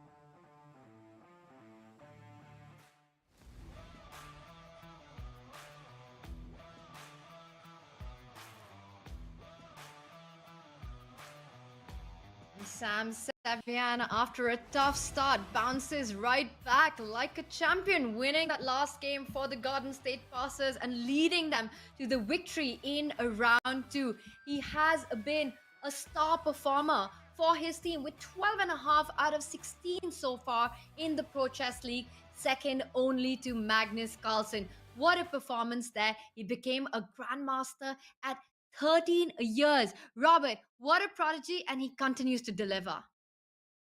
Yeah, he is a prodigy, but now he's more of a veteran player. That's what happens in chess. At a young age, you're already a veteran, but he is not a has-been. He is somebody who is in his prime, and he's playing later today at the American Cup. He faces Hikaru Nakamura, and yet first, he has 2 more matches here in Rapid in the Pro Chess League. Commitment to the Pro Chess League. That's what Sam is about. Sam is the man for the Garden State Passers. And take a look at how the players have performed so far in this critical elimination match. You got Archon with a 100% score, the only one to do that, with Kamala Donova scoring a very important half a point there at the bottom of the board for a against Adiban for the Garden State passes. Yeah, you just see MGD1 scoring up top, but scoring all around. And the Garden State passers, they're going to do their best to chip at that lead. But we also asked the Discord community for some questions for us. And the commentators, we got what we asked for because you got back to us with these two questions. For those who don't know, members on the Discord server can vote weekly on these mini AMAs for broadcast hosts. Use the command Discord to learn more. And Tanya, question 1 was from Synod Quill, who asked, what was the most exciting match in the PCL so far? What's your answer? Oh, wow. There have been so much action over the last 5 weeks. And I have to say, so many great matches and moments come to mind. You know, the one with Vidit against Magnus, where Magnus was completely winning and he missed a mate in 3, and Vidit managed to survive that. And shockingly, the Indian yogis made that win, beating the chess pros. And I think that was what, in 3 rounds? That was a great match. And what we witnessed yesterday as well by the Blitz, by Maxime Vachier-Lagrave and Grishchuk against the chess pros. What a dominating performance. Throughout, Robert, there are so many moments, great moments that come to my mind. Bogdan Daniel missing that Queen promotion. We've seen blunders. We've seen blind spots. It's been super exciting thus far. What about you? Yeah, I think the Blitz winning in tiebreaks against MGD1. That was in week 1, but that was super exciting. Of course, the Norway Gnomes versus the Maniac Shrimps, the mouse slip, the blunder of the rook on F2. That was crazy stuff. But we have one more question, and this one was from Adriana Winter 86, who asked, horsey or bishop? Is Pony a lad? I think... Well, I have to say, I think for faster time controls, I do love the knights. They're just so much trickier, and you just never know what you get. You could be dead lost, but the kind of tricks and forks you can set up, it just feels like a power pack punch with a knight on the board, Robert. Well, I'm going to save my answer for a little bit later, but the member who gives the best argument gets a prize. So do get involved. You may win a prize. I win nothing. I just got to talk about horses and bishops. Oh my, I'm happy with that. But the next round is about to begin. All right, come on. Who doesn't like a good knight in a Blitz time scramble? So the knight would be the answer in Blitz, and classical is a bishop for me. We don't have archbishops here. We have pastors and Team MGD1. So Tanya, round 3 lineups. Who do you favor with these board orders here? Well, now we see that the matches are getting more and more even as Sam Savian faces Adiban, and we can see the strength of the boards coming up to each other. Now we see the top 2 boards. It's white for Team MGD1, and I think Sam's task is cut. He has to create chances. Now, when you are trying to lead up, when you're trying to get the points in against Adiban, you could be black or white. It doesn't matter. There is going to be chaos on the board. There is going to be mess on the board. And Robert, I think that board 1 is going to be critical.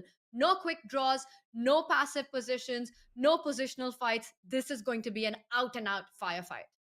Well, that's what the passers want because they are down by 2 points at the moment. So they don't mind a fight because draws will not be good enough. Now, the good thing for the passers, Tanya, is what we just saw happen is they can get after the MGD1 squad 1 by 1. As long as they keep winning 2.5, 1.5, 2.5, 1.5, we will see them head to tiebreak. So that's the good news for the passers. They don't just have to go all out and win in this round. Robert, really quickly, 1B3, yes or no?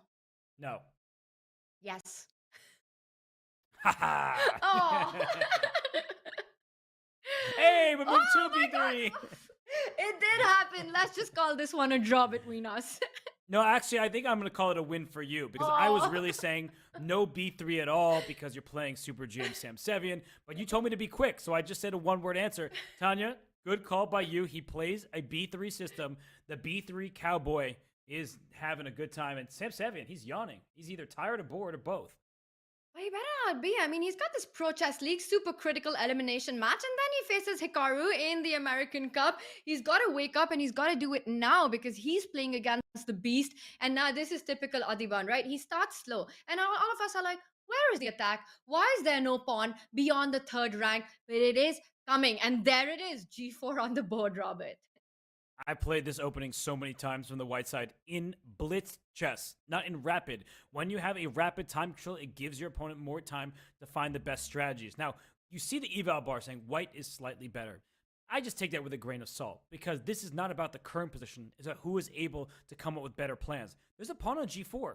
we may be happy about it as a commentator because we're like, yes, aggressive chess, go for the fight. But as a player, I know that sometimes they get a pawn on g4 and I'm hit with h5. I'm like, where's my king going? I have to move my queen, go this way. And then these pawns start coming at me left and right. So I just don't know. I feel like for Sevian, he's the one spending time right now, but I think he will have his chances. And this is exactly what we were talking about at the start of the round, right? You can be black, but when you're looking at scoring points, you exactly want an opponent like Adiban who will try to create a mess on the board no matter what. You were talking about h5, it is on the board. Now he needs to decide, and he does it. He pushes that pawn to g5. It can be supported by the h pawn, h4 down the board. Black can advance in the center. White could develop then the bishop from f1 on h3 and put it on this nice little diagonal of bishop h3 to c8. So it really is already quite a fire fest of an opening. It's a critical position because this bishop, if it wants to just develop, wait, what? I was just saying that. He hung a pawn. As I was about to say it, you can't just develop the bishop because g7's hanging. Was that a blind spot? Because the eval bar says, yes, you can take it. Adiban says, yes, you can take it. Sam Savian, with his hand on his head, realizes that, yes, you can take it. Uh-oh. I think that was a blunder. I just think he missed it. That was a blunder. Because he played e5 second. You could have started with e5, and then the bishop would have been closed down, and then played bishop d6. So he just dropped a pawn. Sevian, he yawned right at the start of this game, and I feel like he's just not in his best form, and that's really bad news for the passers. They can't afford to drop this game. I mean, that's just a pawn down. Not only a pawn down, that rook on h7 is going to be stuck there for a while. Right now, you're also playing without a rook. You've got to make further concessions like f6 to bring that rook back into the game, or step it back, lose another tempo. So that needs to be done. Queen e7, and where is the king headed? Where is the safety for black's king here? Queen side looks dreadful. King side looks dreadful. Sam Savian in big trouble. That was a huge blind spot by him. Yeah, a one-move blunder. His shocked. vision wasn't easy, but that was a blunder. Now, how do you survive a game like this? How do we see Hikaru Nakamura when the eval bar is saying +3, +4 for the opponent? How does he survive so often? What he does is he knows when to time it. He knows at the right moment when to play a move like f6 and complicate matters, or when to shut things down and say, I know I'm down a pawn, but where's that extra pawn? Oh, it's on g5, and I have a bishop blocking it, so how are you going to make progress?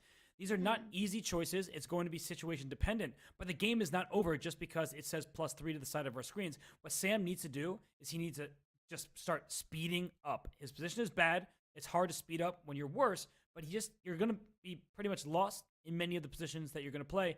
If you can just create threats, scare your opponent a little bit, maybe knight f8, knight e6, try to get the knight to f4, things of that nature, Tanya, that's how you give yourself a chance. That's a really nice point that you make, that sure, black has made a big miss, a one-move blunder, but he needs to just get past that and ask questions to Adiban that how are you actually going to win this?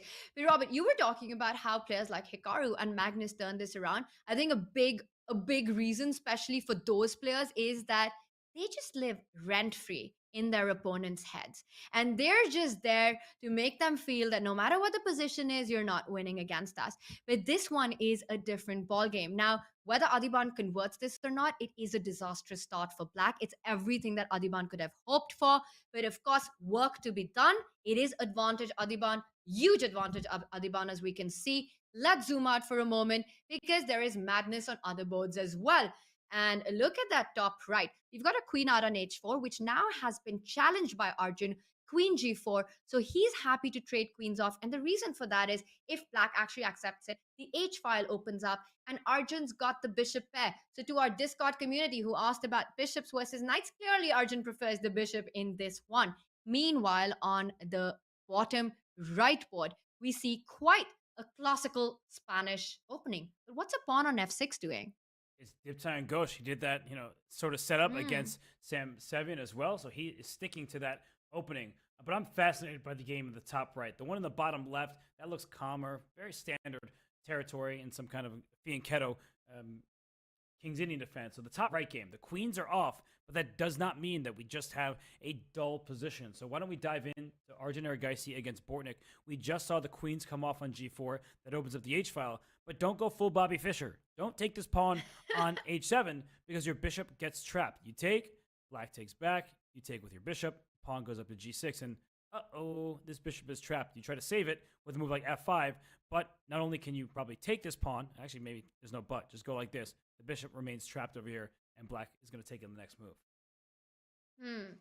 Absolutely. So 8-7 pawn, even though it's hanging, do not run for that. I love that Fischer reference that you just said from the World Championship match. And now instead, of course, Arjun has done his classics. He knows it, not going for the 8-7 pawn, instead brings the king to e2. And look at that, Bortnyk still playing with that. He goes a6, says 8-7 pawn still cannot be picked up, but I like White's position. And the reason for that is what we've been talking about, the double bishop advantage. Sure, White's got these double pawns on the king side, but Robert, in this case, it's more of a strength than a weakness. You know, you've got the side pawn that moves closer towards the center. At some opportune moment, an f5 break is always in the air that black needs to watch out for.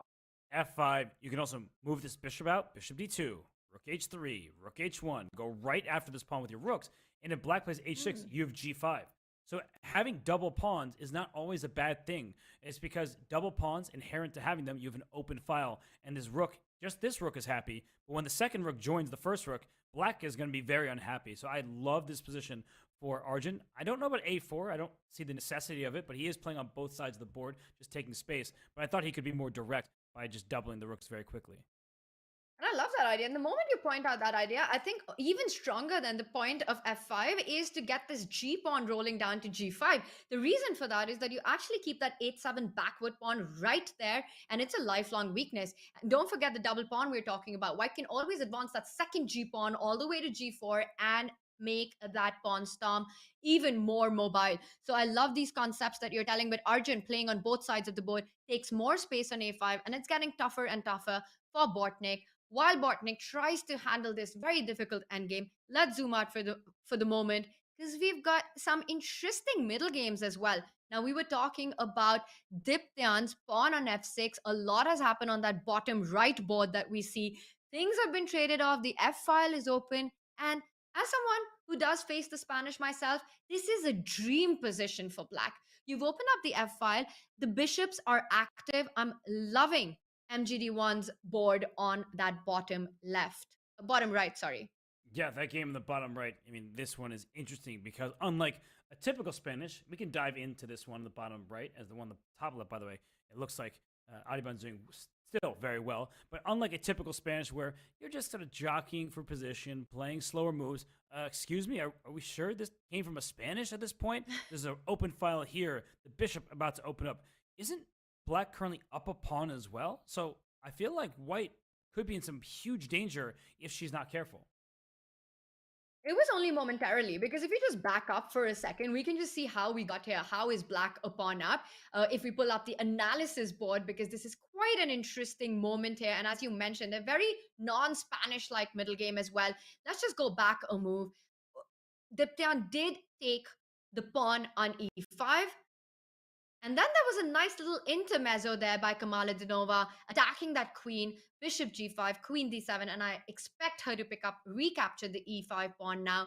But there's always this doubt of opening up that bishop on a7. That's one strong bishop there. But at least it is an even position materially. I still prefer black. I do as well. And the good news for white is you have this annoying passed pawn. So black will need to deal with that pawn at some point. But e6, that looks like a pretty big threat to me. So I'd probably slide my queen over to f7, increase the firepower on the f-file, and get this bishop in line with the pawn. So you're not just pushing to e6 now. And these awkward knights, they're great at the moment. Watch out for maybe a knight h4 at some moment. Let's open up the f-file. It might sacrifice a piece, but I just want to get to f2. I feel like white could actually lose this game in a few turns if she's not careful. Ah, that's a really nice idea. Knight h4. If you pick up that knight, queen f2, and the queen and the bishop lined up on that diagonal, queen g1 check coming in. Super scary stuff. And I'm just wondering if it's time for Kamaladinova to actually trade pieces.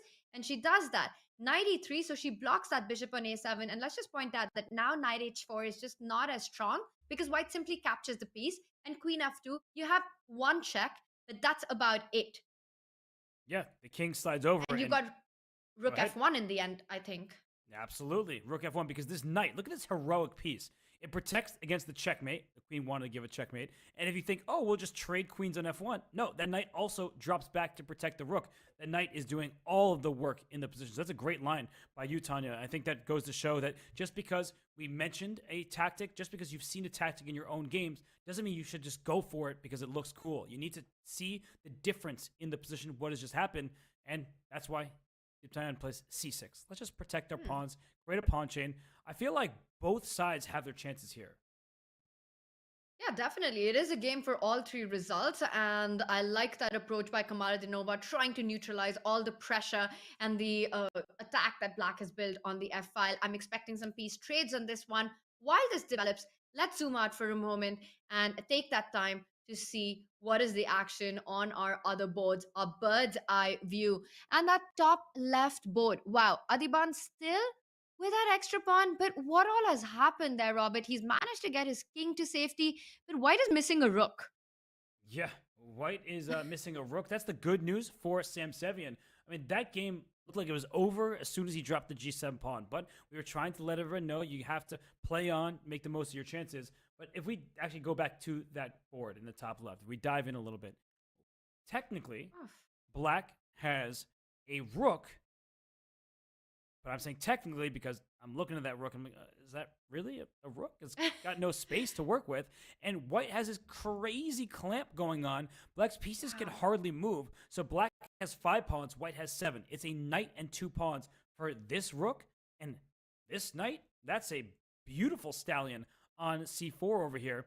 This position is really bad for Black. I mean, I know I was saying we got to just have chances, give ourselves hope. This looks pretty hopeless. And Adiban is doing Adiban things. He's not going to wait. The position can be as great, but when he sees a move like e6, he's going to go for it, opening up, shattering a Black's king side, but he had to time it well.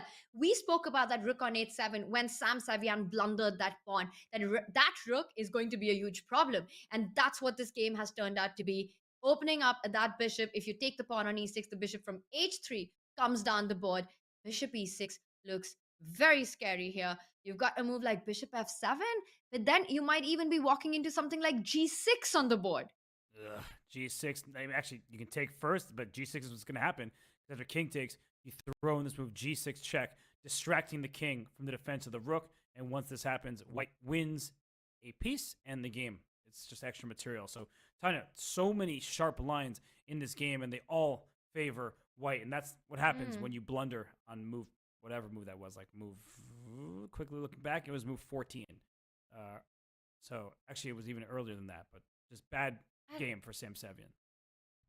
100%. And the thing is that he had the idea of e5 to block that bishop, but a one move blunder and so hard to come up with any compensation when your rook is stuck on 8-7. After that, he goes queen d5 because he couldn't have afforded to trade that pawn, amongst other things. Now, Adiban can make this pawn even more monstrous, and he does it. He brings a pawn to the 7th rank. This is all but over for Sam Sevian, and that loss is going to hurt. It's going to hurt the Garden State passes because Sam, leading that team, really needed to keep things under control. He offers a bishop trade, trying to ease the pressure. Some pleasant choices. And he says, I'm going to keep my nice bishop there, attack your queen. I don't see this lasting for too long. The knight is jumping onto e5 at the right moment. Watch out, don't give that e7 pawn just yet. But Robert, all he needs to do is get the queen on this long diagonal somehow. Yeah, that could lead to checkmate. You could also just bring your bishop and sit on the position. The rook is trapped over here. Oh. This rook can't move. This is as miserable as it gets. And Tanya, I do want to point out that if MGD1 scores 3.5 points in this round, the match is over. So MGD1 can actually secure match victory here and now if they can win on the other boards as well.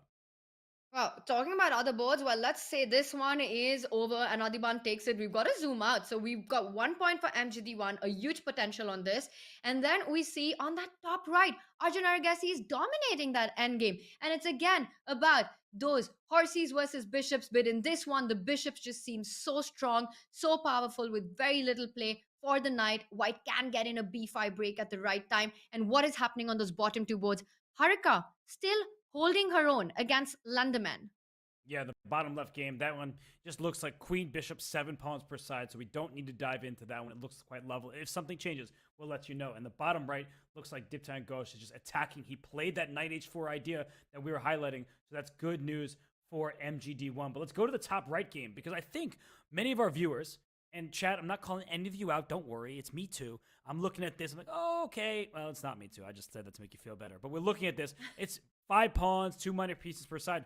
Why would white possibly be winning here? And the reason why is this knight is in big trouble. Let's bring up an analysis board. Bortnyk might just resign in a couple turns. Because bishop takes f4. That looks like a free pawn. But bishop e7, the knight is trapped. Trapped, you say. I'm going to go forward. Great, knight c6. No, I'm not going to play a6 to distract this one. I'm going to take directly. And once you take back, I play a6. I'm going to go promote. You have to. I have no choice. But can't do that.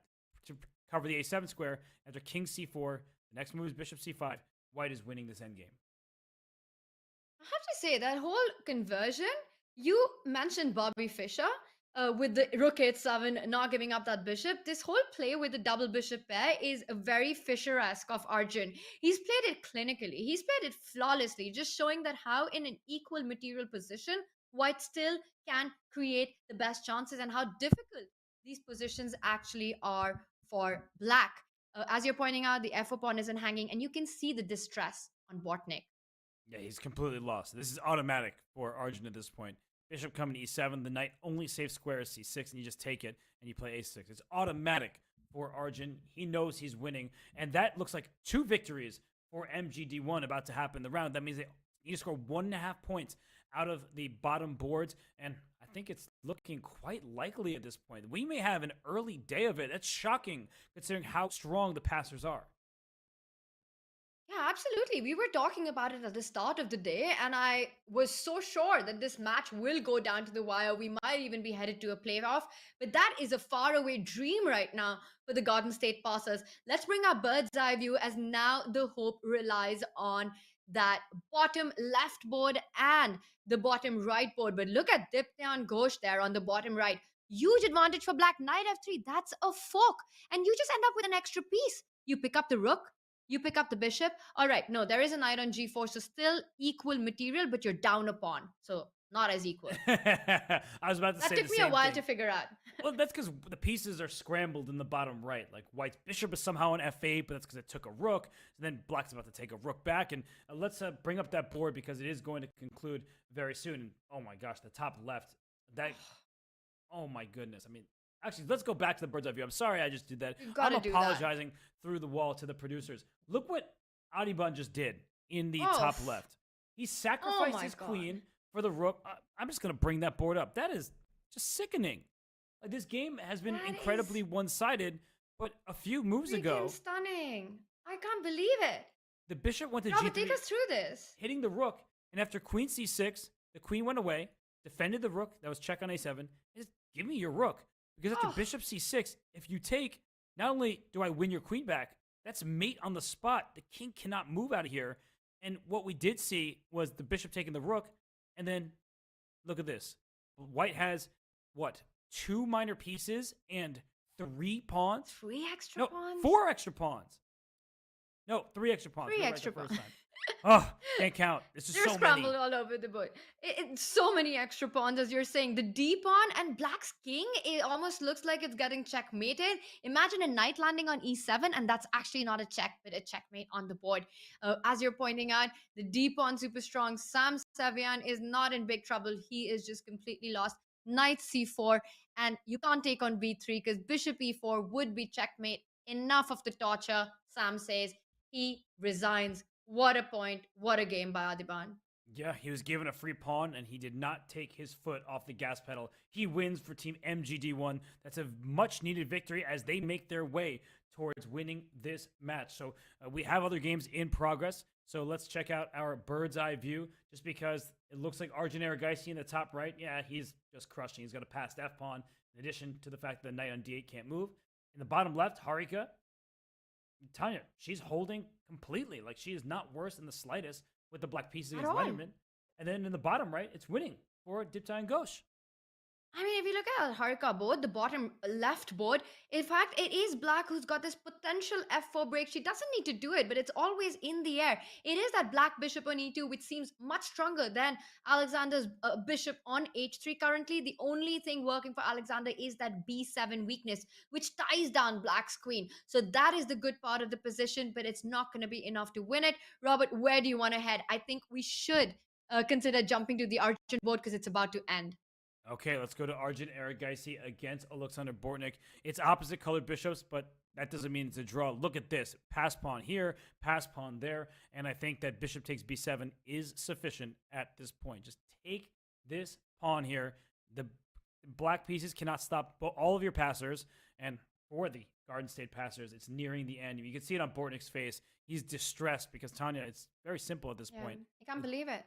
Two passers. Look at him. Yeah. He's just in shock right now. How did he allow all this? It's like he's just missed something. He's not even being able to look at his own screen. Yeah, I think he knows that the end is near for the Garden State Passers in the Pro Chess League season. G5 played. G5, I love it. Wait, but and Robert, you can't. Oh, wait, I love it, but that's a blunder. No, King G5, there's. Oh, King G5. King G5. Well, so King G5, H7, Bishop comes to F6, but Bishop you take F6? here, and there's too much going on. So it looks like it should work. But look what Bortnyk just did.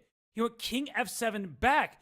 And now the problem is the bishop can take this pawn and then come to E3 to stop the other pawn on the other side of the board. God. This was actually Look at Bortnyk. Look at Alexander. It's a draw now. He can't believe it. And the reason why. He can't believe bishop it. It's a gift. It's a gift because the H8 square is a dark square. So what black will do is bring the bishop to E3, bring the king into the corner, and as long as this king can stay in the corner, then you're going to be able to make a draw. And unfortunately for Arjun Erigaisi, he has let a half point into the hands of Bortnyk that gives the passers some new life. It really does. Bortnyk could not help smiling. He couldn't stop smiling after that. From being in absolute distress, look at him, a completely shift in the body language. And that's the point that you made. That H pawn is of the wrong color of that white light squared bishop. And white can win a bishop, but it doesn't matter because black's king will find its way to H8. And that is all that needs to be done. Oh my God, Arjun now is the one in distress. He cannot believe what he just did. And G5 was such a powerful looking move. Turned out to be a blunder. At first glance, it looked like it should be a winner.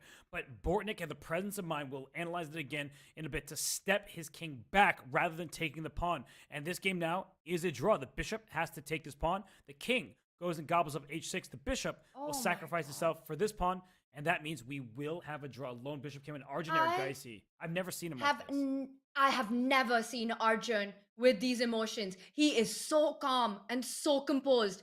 Right now, he's just mad at himself for dropping this half point. And I've never seen him like this. Me neither. He's always stoic. And the draw, I think I just saw curse too. I mean, that is surprising. I get it. We've all been there. Just gets up and leave. We've thrown away winning positions. But Tanya, I mean, this one was really winning. Like, it looked like any move wins, and that's the problem sometimes. When every move looks winning, you get a little bit complacent, you just make a move, and then he realized a second too late that it didn't win the game. Right here, we're going to go back in time. G5 check. It looks so good. If the king takes, this pawn goes up. The bishop stops one pawn, but it can't stop the other. You play E4, A6.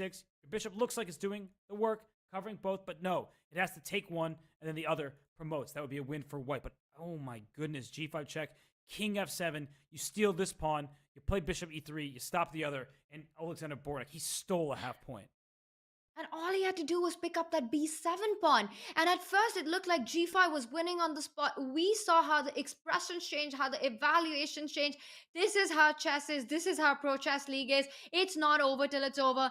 And the Garden State passers survive to live another game, it looks like. Let's go back to our bird's eye view because there have been some results though. Now, Adiban managed to win his game against Sam Sevian, and it looks like Diptyan did beat Kamaladinova. We have one more game left. Let's rush into that. I think Harika, wow, she's going down here. It is completely winning for white. Yeah, I'm scared to say completely anymore. Yeah, no, I get that. I've jinxed players enough for Pro Chess League season, but it is an extra pawn. It is the same colored bishops. This pawn is very close. If the black king starts venturing towards that pawn, then the white king can go up to g5 and bishop e4 actually just on the spot wins nice. g6, and that's that. And that's it. He wins the G pawn. Gonna win the H5 pawn. And now the only thing is that if Harika is able to give her bishop for that G pawn and get the king to H8, then again we get a very similar idea to what happened, but it's far from reality. And Harika knows it's not gonna happen. She resigns, and with that, Team MGD1 wins the match, but with just a points margin. So we've got a round 4 on our hands.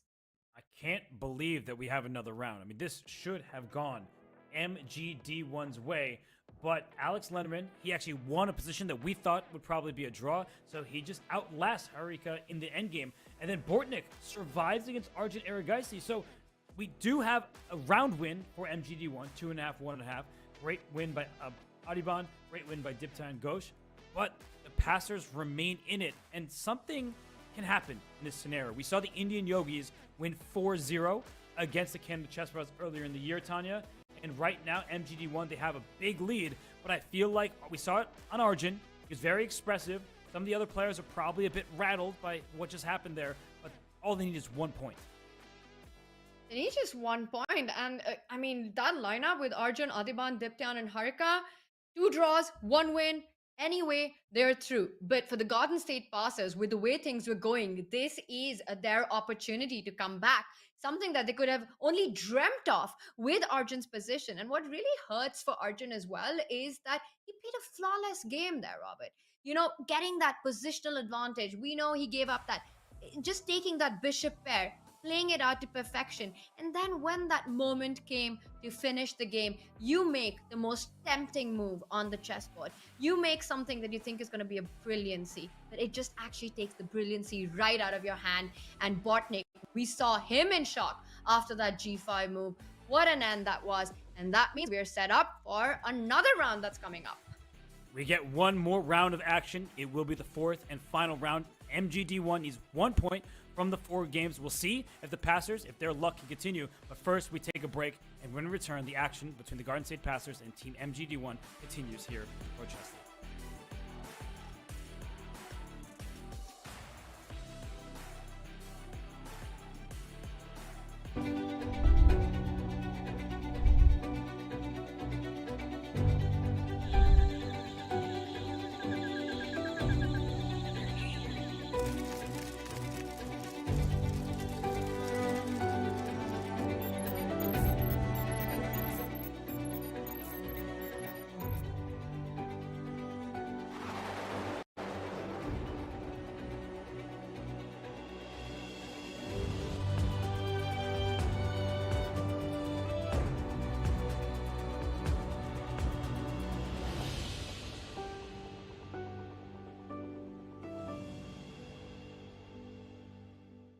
What's the best way to follow any chess event, from the World Chess Championship to the Candidates, the Speed Chess Championship, Title Tuesday, and so much more? Chess.com/events has all of the top chess tournaments played both over the board and online. Analyze and review games from the world's greatest players with live commentary, cloud analysis, Opening Explorer, and table bases.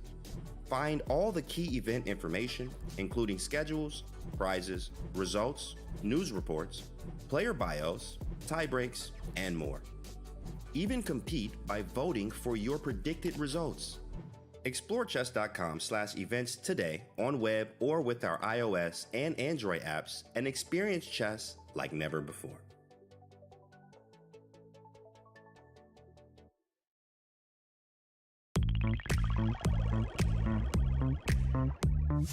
In this video series, I cover the entire 1e4, 1e5 spectrum. So all the openings that arises after our 1e4. I have had a lot of experience in this. I've played several games with prominence. I had a game against Levon Aronian from the World Team Championship. I also had a game from Gibraltar against Marcus Rager, which is the game that I'm going to show here. The key here, when this happens, when your opponent finds the resource of playing f4, or you reach this position in your calculations, don't panic.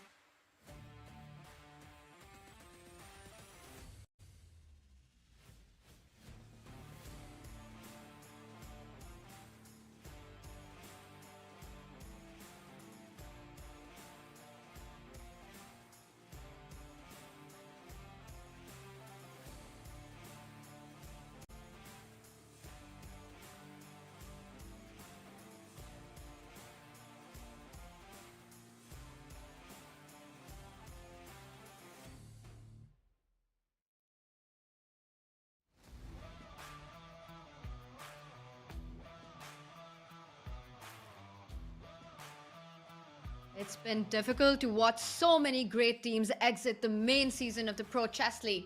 Even those teams with a losing record have exhibited incredible play this season. So, to celebrate all of the talent in this year's PCL, we are hosting an Arena Royale on March 24th. Mark your calendars. That's March 24th. All 16 teams are eligible to play. They will have up to 10 players competing from each team. It's going to be an epic showcase of this season's superstars. Some looking to redeem themselves, some looking to cement their PCL legacy. You don't want to miss this action. Use the command in chat for all the details. Wow, Robert, that's going to be a fun day. The 24th of March with the Arena Royale. We're going to have some big players there. Oh, because everybody in the league, you can get back from the dead. What is this, zombie land? That you get a second chance. You get to have some fun. It's a bit of an all-star game, and we'll see which team can contribute the most from their players. But this is the last match of the regular season, Tanya. So Arena Royale will have to wait a week. We still have one more round here. And Tanya, it's been all MGD1 as you look from top to bottom of these lineups. Indeed, it looks like MGD1 are the ones who are having all the fun today. 7.5 to 4.5. Robert, they just need 1 point in this final round of the day. But that said, it almost looked like we won't even get a round 4. So the Garden State Passers have this last life. They need to win 4-0 to take it to playoffs. That is a big ask. Yeah, sweeping an opposing team that features Arjun Erigaisi and the rest of this lineup. Good luck to you. But as we know, it's possible. It has happened before. If you said that Magnus Carlsen and the Chicana Chess Bros would lose 4-0, everyone would laugh you out of the room. And yet that's what happened when Vida Gujarati had that game, that win, and the rest of the Yogis won their games as well. So, Tanya, we have these 4 matchups in front of us. Who do you like?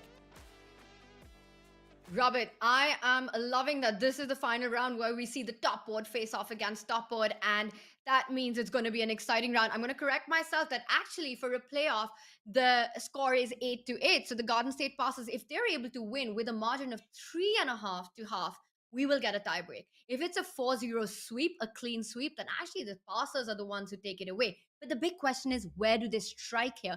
We see Arjun and Adiban, sure, they have the black pieces, but Sam Sevian, what did he do in that last round? Blundering right out of the opening, it just shows that he's extremely shaky today. And a shaky first board is a nightmare in an elimination match. That's very true, because you're playing a super grandmaster, very strong one at that in Arjun Erigaisi. But if I am the passers, what I need to do is I need my top 3 boards, my grandmasters, to win. I know it's asking for a lot because they're playing grandmasters for their opponents, but you need them to win. You need board 4 to at least make a draw. Easier said than done, because this is a ridiculous ask of a team. But we have seen it happen in the Pro Chess League before, and sometimes miracles do happen. And that's exactly what they need. I mean, right now, it looks like more than a miracle is what the Garden State Passers need. It's also Harika taking on Kamaluddinova on the 4th board. And if the ratings are something to go by, Harika takes that point. That's actually match over. Now, Arjun, definitely that's not the usual Arjun. He is an angry Arjun right now for what he missed in that previous round. Robert, he starts with the Sicilian. We're going to have fireworks here. I just haven't heard anyone call him angry Arjun, because he is always so calm and collected. But something, kind of broke in him there. He was really upset. It was a draw. It wasn't the worst result in the world. His team is very likely to win, but he's a chess player through and through. When you have an advantage, you do not want to spoil it like that. And I think I understand his pain. But right now, he plays d6. We get this the kind of Sveshnikov line, which is very popular these days. The pawn goes up to c4 in most of these positions. And look at this. Speaking of setting yourself up, earlier it was Fisher Random. Now we're just setting up for a new game. Yeah, wow. But this is great stuff. And especially for Sam, when he wants to try to get something out of the opening, I think he should be happy with this. He needs to make sure that there are no more one-move blunders in this one, because Arjun will give him no chances after that. With the white pieces, he needs to create some play. But it looks like Black's the one who's coming forward with all the play. Look at those central pawns. You've got f5, e5. Very often in the Sveshnikov, the fight is for that d5 square. But White's already put a pawn there. And I'm kind of surprised by that. Yeah, pawn filled the square once the knight trade happened. But what we have here, even material, but an extra pawn for each side. Black with the extra pawn on the E file, white with the extra pawn on the C file. The good news for white is you can at times use your pawns as like a battering ram. Just throw them forward, get rid of this D pawn so you can push your own. It's a long story. These games don't just end on the spot, but that is what white does. We might get the bathtub pawn formation, Tanya, with A5, B4, C4, and D5. Oh, I haven't heard that one before, the bathtub, but I see where it's coming from. It does really look like that with A5, B4, C4, D5. But definitely, he needs to be fresh out of the bath right now, Sam Savian. He has been yawning this entire match, but he's got to wake up for this. Robert, as you're pointing out, it is going to be a pawn storm on either side of the board. Black with the majority on the king side will play for an advance down the center, while there will be play on the queen side. He first sidesteps with the king. That's just a very useful move in any position. I can't imagine a future G5, F4, G4 ideas coming in here. Just throw all those pawns forward. But as we're showing, with white throwing pawns forward on the queen side, black on the king side, this is what you want for Sam 7. You need to win the game, and we're talking about playing on opposite flanks. That means that we will get combative chess. And Sam, he's thinking here, he's determining, do I throw in the move F4? Because I'm actually a little bit worried about Tanya's ideas with all these pawns going forward. Maybe I can try to stop those pawns before they advance. And if you play E4, you've handed white control of many of the important squares. Your pawns don't have mobility for black, and white's pawns will march forward on the queen side. You never want to respond. Well, I say never, but I think the correct way to put it is very often you don't want to play the move E4 in these kind of setups. Because let's say white does go F4. You block the center with E4 and think that, you know what, I get a passer in the center, which is so advanced, but you give up so many squares, Robert, that knight can jump from D4 all the way to E6. You've given white the option to put that bishop on the long diagonal of C3. And you're basically giving up your entire mobility. So that's definitely, even though tempting, not something that you want to create in this position. So F4 would be a big question for Arjun in this moment. How do you want to react? How do you want to keep the tension going in the center? Yeah, because that's F4. You also don't want to take on F4. Now you have an isolated pawn on D6. The bishop jumps out, attacks it right away. White has more space, and as you're mentioning, this knight can jump back to D4 into the E6 square. So I think these positions are very difficult for black, and F4 does challenge the center, whether it's necessary, because maybe white's quick enough to ignore the center and just play C4, B4, try to go for C5, and that's where Sam is going. He says, let me just push my pawns forward and go for a storm on this side, but this is a mixed battle, right? This game is really chances for both sides. And this is black's chance, right? To just push F4 and make sure that white never gets that F pawn going. And then you can start advancing the pawn storm with G5, E4, knight E5, get that G4 pawn rolling. And this will be a race. Right now, it is the race to win this fourth round for the Garden State passer. So let's just zoom out for a moment here, Robert, and take a look at the other openings that we've got going on in this very important match. Well, really, the last life for the Garden State passes. And we see there has been a queen trade on that top right. I'm just loving how everyone against Adiban, white or black, get those queens off the board. That just seems like a match strat today. Yeah, it's, must-win territory. Let's trade the queens. But you're playing against your opponent's preferences. Let's go into that game because some of these moves seem very strange. But Bortnyk, he excels in these odd openings. And what he wants, he already has double isolated F-pawns. Come on, take me on C3. Why don't you double isolate my pawns over here as well? This is a hideous pawn structure. But what does white have? White has the B file, white has a bishop, and you have to be very careful not to just get checkmated shortly if you are black. So it's not going to be deadly, but white has connected rooks, is first to the action. If you stop this diagonal, because I can't take you on E5, you pin and win the bishop, and I go E3, watch out, your A7 pawn is loose, and a rook will jump up to B3 very quickly. So white does have chances here, and I think that's a common mistake, Tanya, where you get a must-win game. Let's say you're playing in the last round, your opponent has more points than you. You think, I need to just go sacrificial chess. Sometimes it is okay to get into a reduced material position as long as there's life left and dynamism. Absolutely. And it also has this effect of putting your opponent in some sort of complacency when actually they need to be really alert to still neutralize the pressure that exists. And right now, Adiban is thinking about all these lines that you're mentioning. Bishop C3, I don't expect him to go for this. He hates giving the initiative, giving the opponent the chance to double up on the B file and the D file, threatening a mate on B8. Wow. Clearly, I have no idea what I'm talking about, and he immediately does it, and I am surprised by this decision.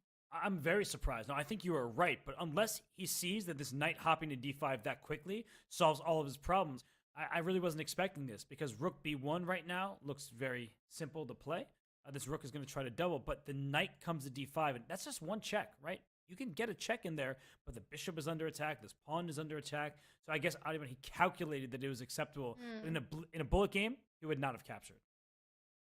And it's also the mat situation, right? He knows that if he's able to survive this rook b1, rook b8 idea, he saw this resource with knight e7, knight d5, then he just feels like this just liquidates the position further, gets him closer to that half point, gets his team closer to that match win. And we see it happening on the board. Knight d5, rook b8 would be met by king d7. No damage done there. White has to fall, I was going to say fall back with the bishop to d2, but Bortnyk chooses a more aggressive approach. But this just makes the bishop a little vulnerable in the center.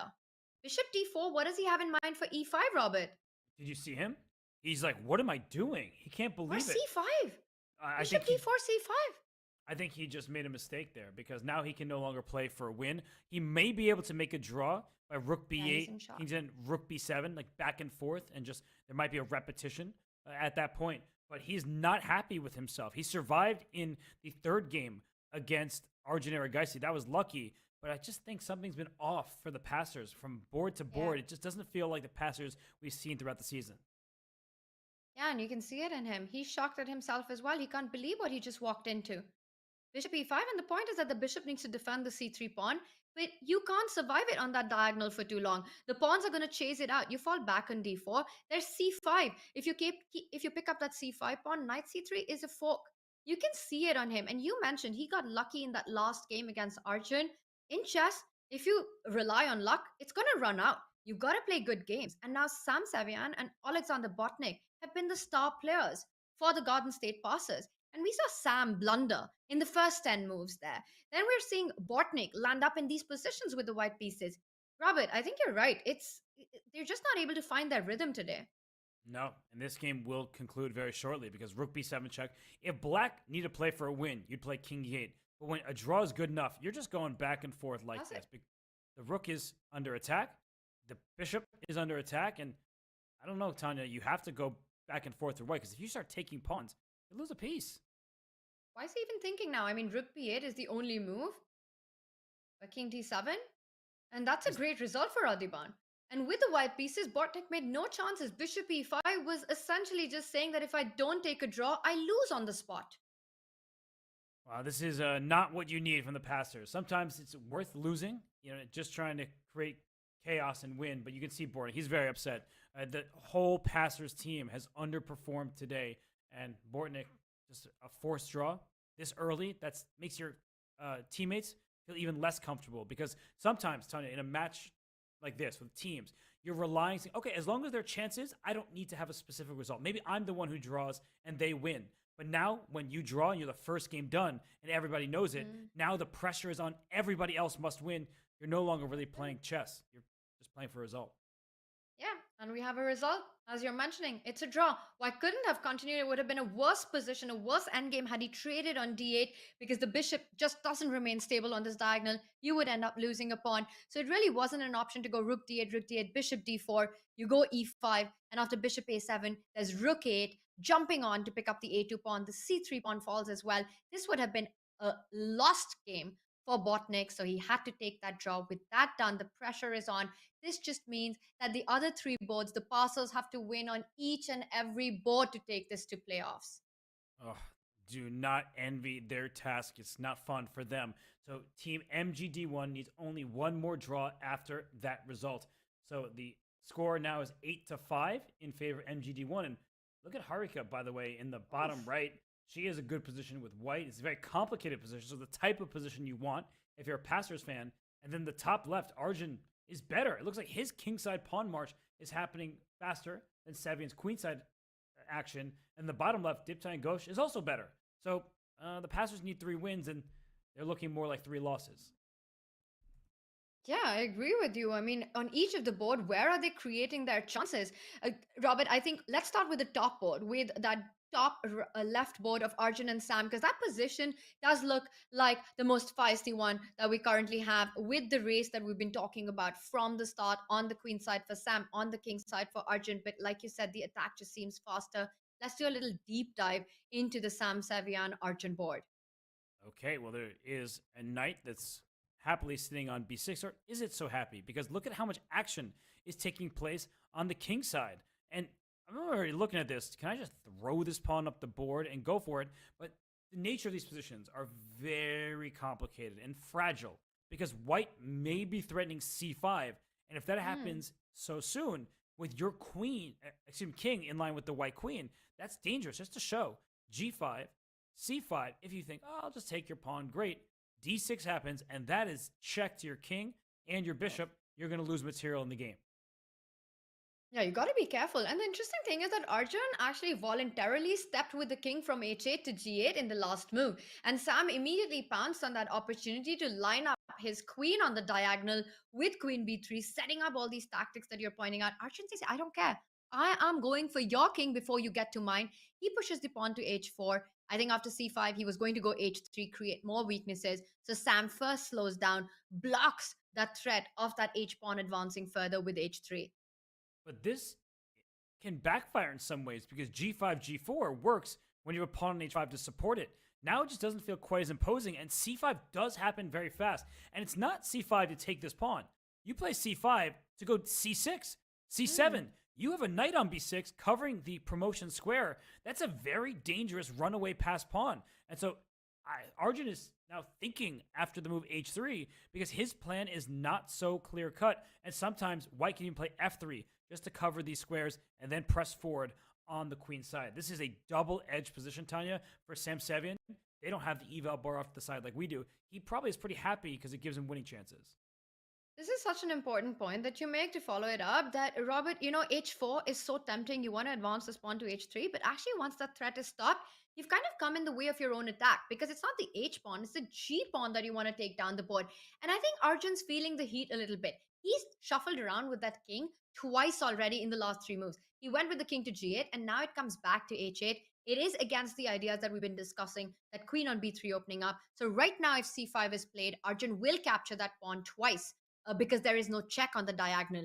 Now he's jumping in with the knight, putting pressure on f2. It really is a game where anything can happen. White could win, black could win, draw, least likely. Draw is least likely, but there is a very important situation ongoing in this match. We're going to have to zoom out to our bird's eye view, because as we go there, let's look in the bottom right. Arika Dranavale over there. It looks like she will get, they only need a half point, but it looks like she's about to take a full point for MGD1, and that will seal the match, because that bishop on f5 was trapped. Let's dive right into it. The last move played from black was g5. That bishop is trapped over here. Black's not developed at all, and g5, the queen takes it with check, so the bishop will survive, Tanya. But look at this bishop on c3. Hello, there might be a checkmating attack happening at a theater near you. Yeah, and for Kamaladinova, that is not a bishop that she's been waiting for. After bishop g6, how are you even saving that beyond a move? If white starts advancing that h pawn, h4, I have a massive threat. h5 coming in. You're talking about that bishop on c3. King h8 is not a possibility. Hard to believe king f8. You can go h5, queen g7 mate. Let's just point that out. Yes, you can step out of the pin, but you cannot step out of the fire. This bishop is throwing down the board. Let's say you go king f7 or king f8, h5 will follow up regardless. You pick up that pawn. That's a mate in 1 on g7. This is busted. This is game over. This is match over. That's it. I mean, all she needs to find h4. She needs a draw, right? That's all she needs. She's not drawing this game. I mean, she is crushing her opponent. And it was uphill sledding for the passers. They needed to win on all of their remaining boards. But this is just convincing. I mean, Harika. It's going to happen. Yeah, she lost that game to Lenderman, but she's saying, I can play. I beat Savian. Let's take down Kamaladinova as well. And this is going to be the match. She slowed down, Robert, but I know Harika. She's not going to miss this opportunity. She's so good at these things. She knows when it's the time to just take a breath and make sure that you wrap up things as quickly and as precisely as possible. It's on the board. h4 played. And I think any moment, Kamaladinova is going to resign. You just cannot fight that bishop on c3. You just cannot survive this h5, queen g7 ideas.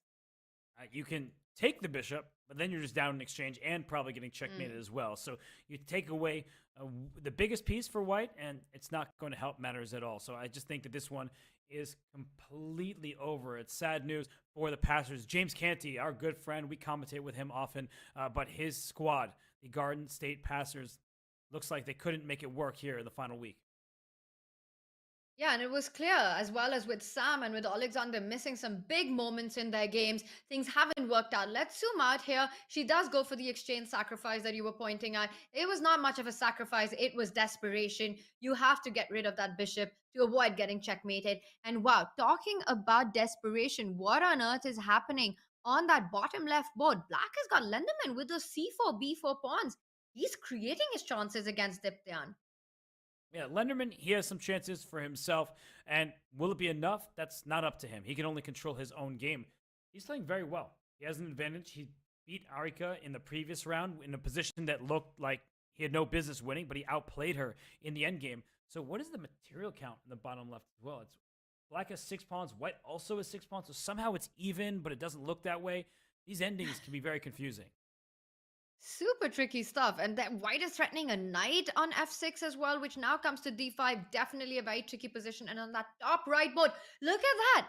Sam, the eval bar says that Sam is better here. And Robert, it is the point that you were making, that Black's attack on the king side is stalled. It's stalled for good, while the queen side remains for Sam to take over.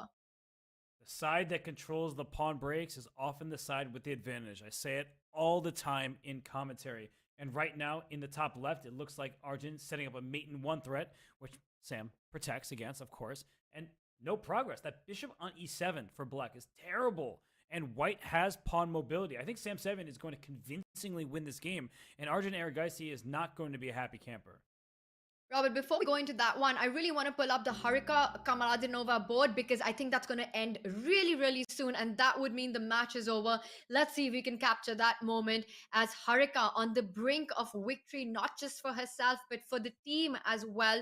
She plays the move Queen f5. The knight on d7 is hanging. The bishop on f7 is pinned. This is all but over.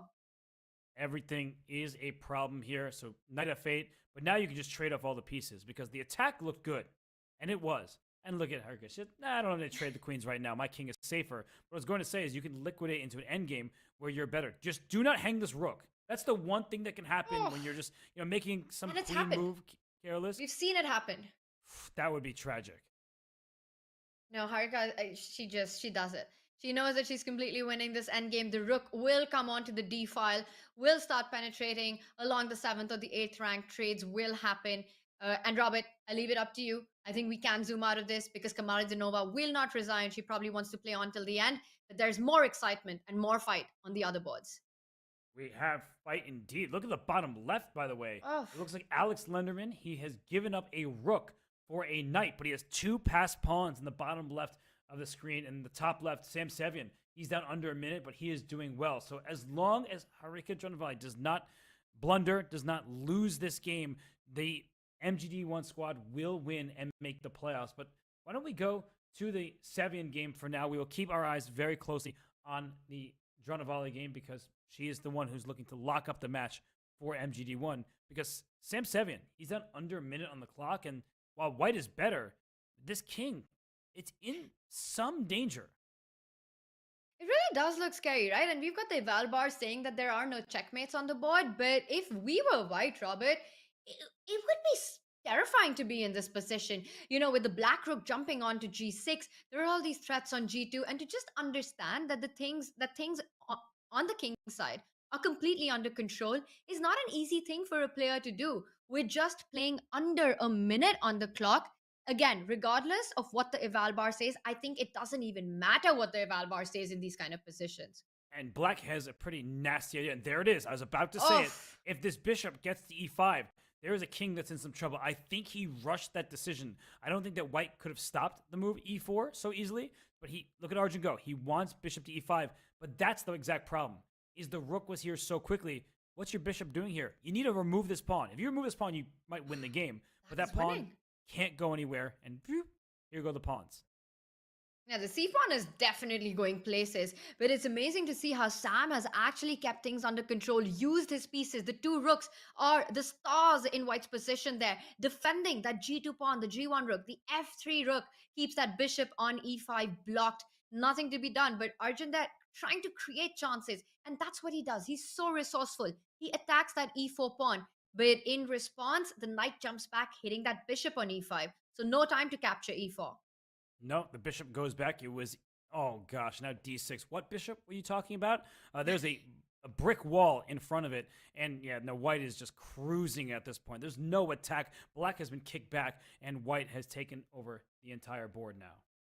Absolutely. And you can't really take on e4 with the queen because a queen trade is essentially a resignation, while knight e4 also doesn't help. White has the option to jump in with his own knight to e5 or to pin it, and he does that. Rook e1 coming in, knight e5 is in the air. Queens are traded out, but knight f3 is a check. He says, I don't care about my exchange because the d6 pawn will decide the game on the next move. Robert, rook d7 runs into a million things, including the check, including knight e5, including knight b6, anything that you want. Take your pick. D7, rook e8 coming in after bishop c7, and this is game over. Unfortunately for Sevian, he is about to win this game, but the match is also over. Marika Dronovalli wins her game against Merit Kamilanova, and so that is a win for MGD1 and a match victory for them as well. Sevian gets a win. He could go into his American Cup game against Hikaru Nakamura with some more confidence, but Arjun Erigaisi, he is not happy right now despite the team winning. No, he's not. And it's this game, it's the last game, and he knows that he had his chances. I think it was very difficult for him to get over what had happened as well. But this one, what a game by Sam. He just woke up a little too late for his team. Robert, this is the kind of chess that he had to play from the start of the day. You've got one more game still going on where the players are playing on seconds. It doesn't matter for the match result, but the position itself remains quite tense because it's a material imbalance. You've got a rook for two knights in an endgame. And the knights, unfortunately, are not connected. And even if they do connect, speaking of connection, White is going to have connected passed pawns in a position like this. The rooks are very active. The knights are clumsy. And Lenderman down to 20 seconds. So they don't need to win. Diptyne Ghosh doesn't need this game, but he's going to take it as well. Yeah, it looks like that. And it's always good that when you don't have that pressure that the result of the team depends on your own board, you can really go all out. You can push this to the very end. And he's right now just pushing the pawns to the very end of the board. F5 coming in. Knight C5 is the only threat that you need to take care of. Diptyne does that, protects that square. And we're going to see these pawns advance further. F6, King F5, E6, E7. No one stopping these pawns. No, and knight b6. The knights are trying to scramble back towards the black king, but you can just start pushing the pawns. I think f6 goes rook c6 first, just improving his rook's placement. Oh no, it's getting sad. The knights are going backwards. But knight e7, watch out. Yeah, you've got to be careful. This is what we keep talking about, right? On that, again, I keep coming back to that great question we had about horses or bishops, that when we're playing with less time, the knights can be so tricky. Look at that. They're not really giving him an option, a choice to go with f6, but this is the most that they can do. There's really not much to be done. It's boxed up. That king, rook, knight, knight. It's quite a setup we've got there. Visually, it's quite an aesthetic situation there, but only for White. Black can hardly move. So h3, I was going to say, if you could pass the turn, I think that Black's in trouble. So both sides trying to pass to each other. If rook a7, what is the response going to be? And he goes f6. He just says, let's go forward. But that was a mistake, apparently, because knight f6 check, and the king f5. King f5? Oh, hitting the knights. He's just calculated it till the very end. He gives up a pawn, but the king is in the attack.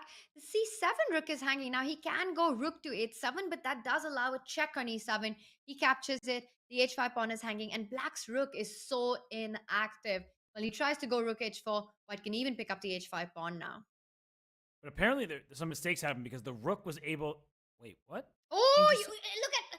And Alexander's so shocked by what he just did. He just walked into a dead lost king pawn ending.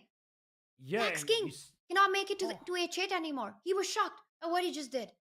Because he probably forgot the king gets boxed out. King e7, king g7, and thank you very much. The carpet is rolled out for this pawn. And he actually was defending. That's the thing about this position. He went rook e4. He needed to go rook d6 and get after this pawn. Because after e7, you go here. And the king, very importantly, can't cross the 6th rank. So when this happens, this trade is different. King g6, king f8, you're inside the important squares. You hold the draw. This is a theoretical draw.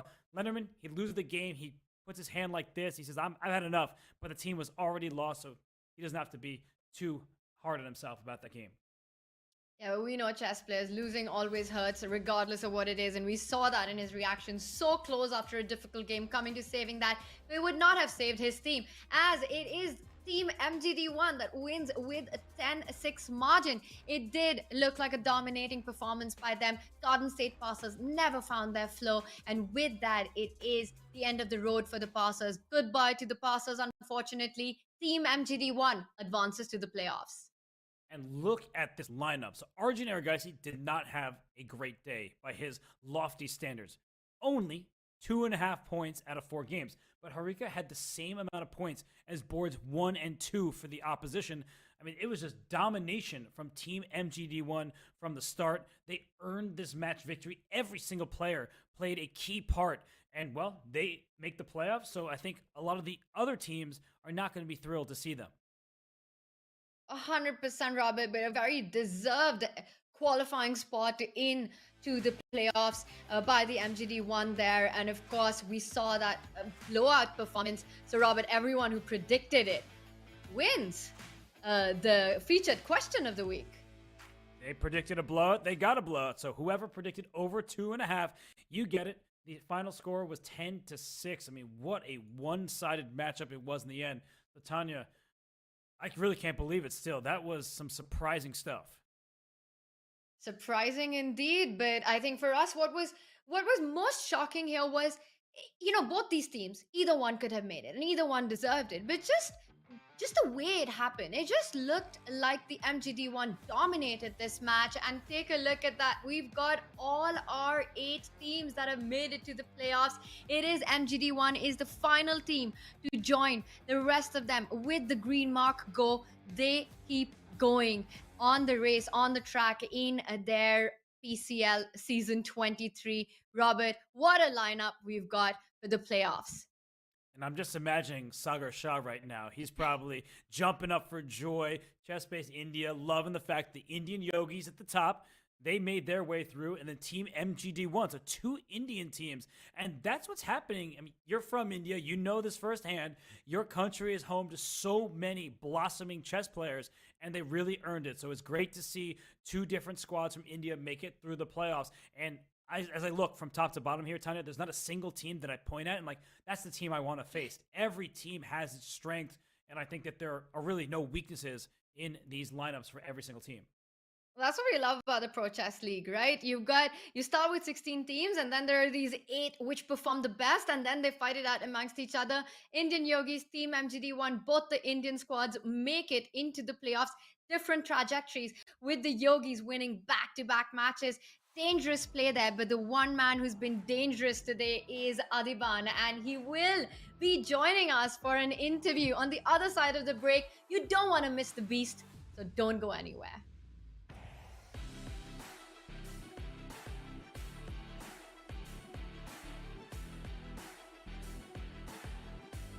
Hey everybody, it's Danny here, and as you may know, Chess.com and Chessable are now one, and I'm here to show you how you can make your Chess.com and Chessable one in just a few clicks. To start, let's log in and connect our Chess.com account. I just scroll right here above the browser and click Login. Scroll down and click Continue with Chess.com. Now, if you're already logged into Chess.com, it's just going to ask you if you want to approve that connection. I'm going to say yes, sir.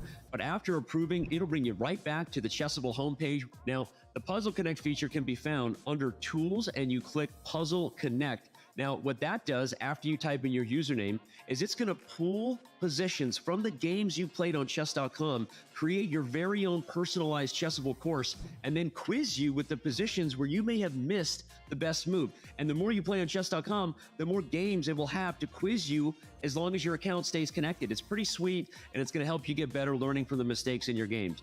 Yes, this is a pro feature at Chessable, but if you go to chessable.com/link, you can get 30 days of Pro for free.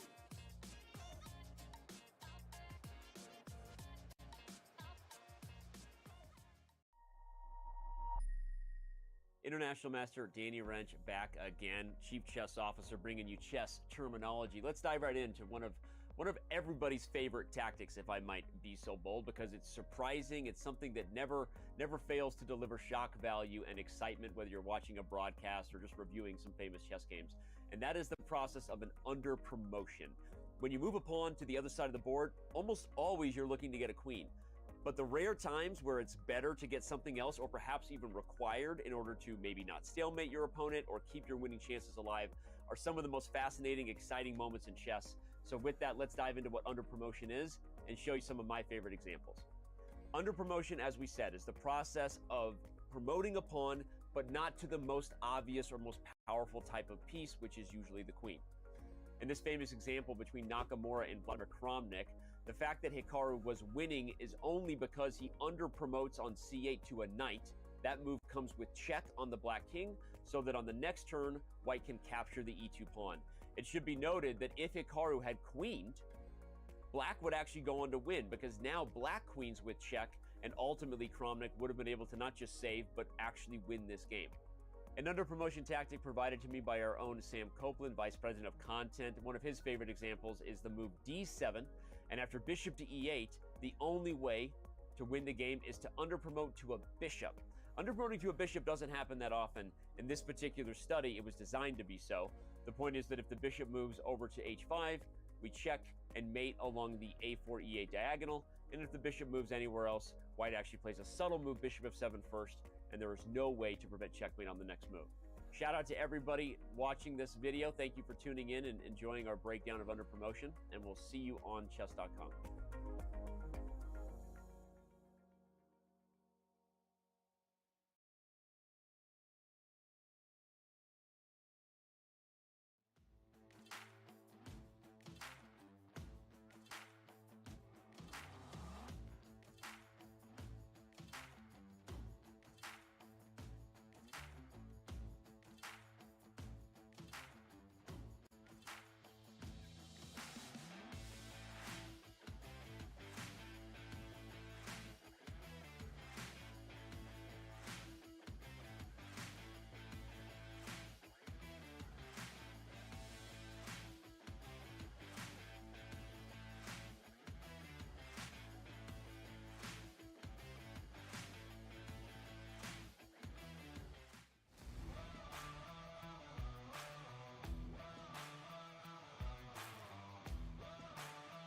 Welcome back, everyone. What a match we had. What a dominating performance there by the MGD1 team. They are the final team to book their spot in to the Pro Chess League playoff.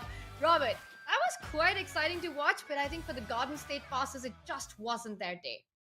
Yeah, not happy for the Garden State Passers, but I think there's a certain person joining us who's going to be extra happy because we have a special guest joining us for an interview. We do indeed. Let's bring him on. Now, he's played a big role in MGD1's matches so far in the Pro Chess League. Adiban, congratulations and welcome.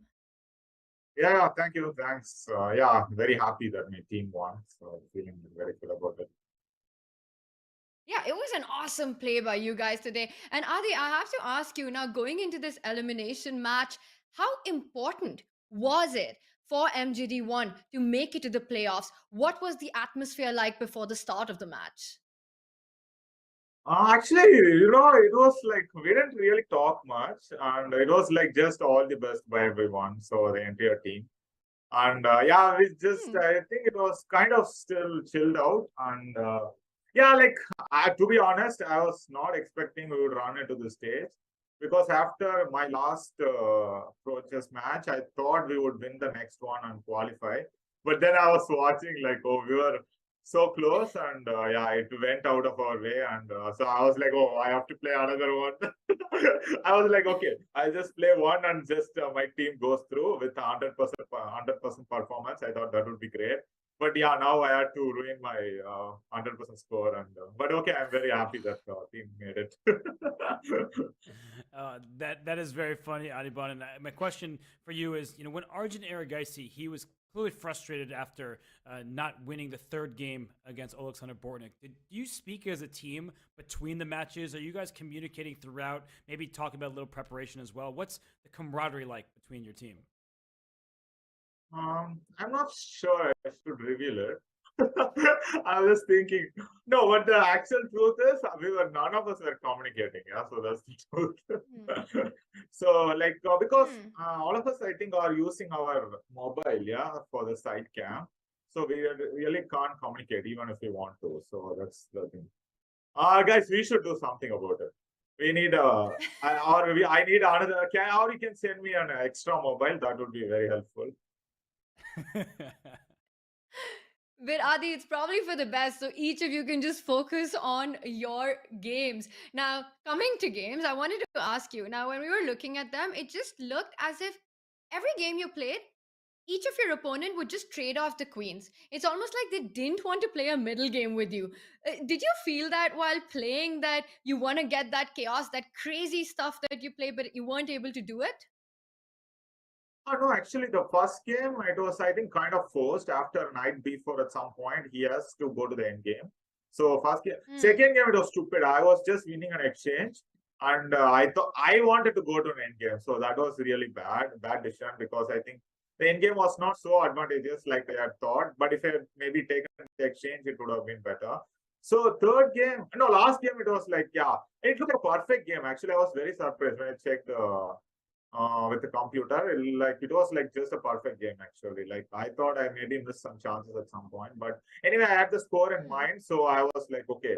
I was hoping like someone would win, and I think we just needed 1.5 to win the to qualify, right? I think because we were leading by 3 points, so we just needed 1.5 points. So I was like, okay, every draw gets us closer to the qualification. So yeah, I was like trying to play like a team player, not playing my usual crazy stuff. Yeah, well, you played a great day of chess. The pro chessing has been good to you. I mean, do you love playing in team tournaments? Of course, you've been a mainstay of the Olympia team as well. So what's that experience like for you? Because most of chess is played individually. Yeah, no, actually, I really love to play in team tournaments because I somehow feel actually I am at my best many times in team tournaments. Because, when I'm playing an open, I can do whatever I want. And many times I tend to overdo stuff. But in team tournaments, I know like everyone is counting on me. So I try to play like little bit, how do I put it, more serious and more accurate chess.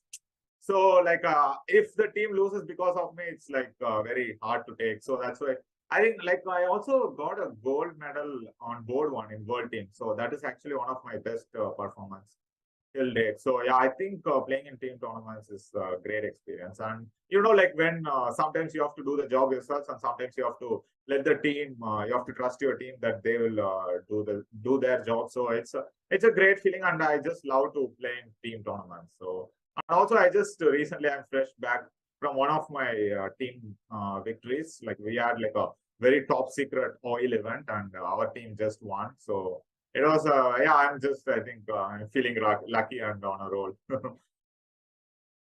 Yeah, the congratulations for that one. That was a big win. It happened in Pune. And Robert, I have to tell you, with Adiban, he truly is such a great team player.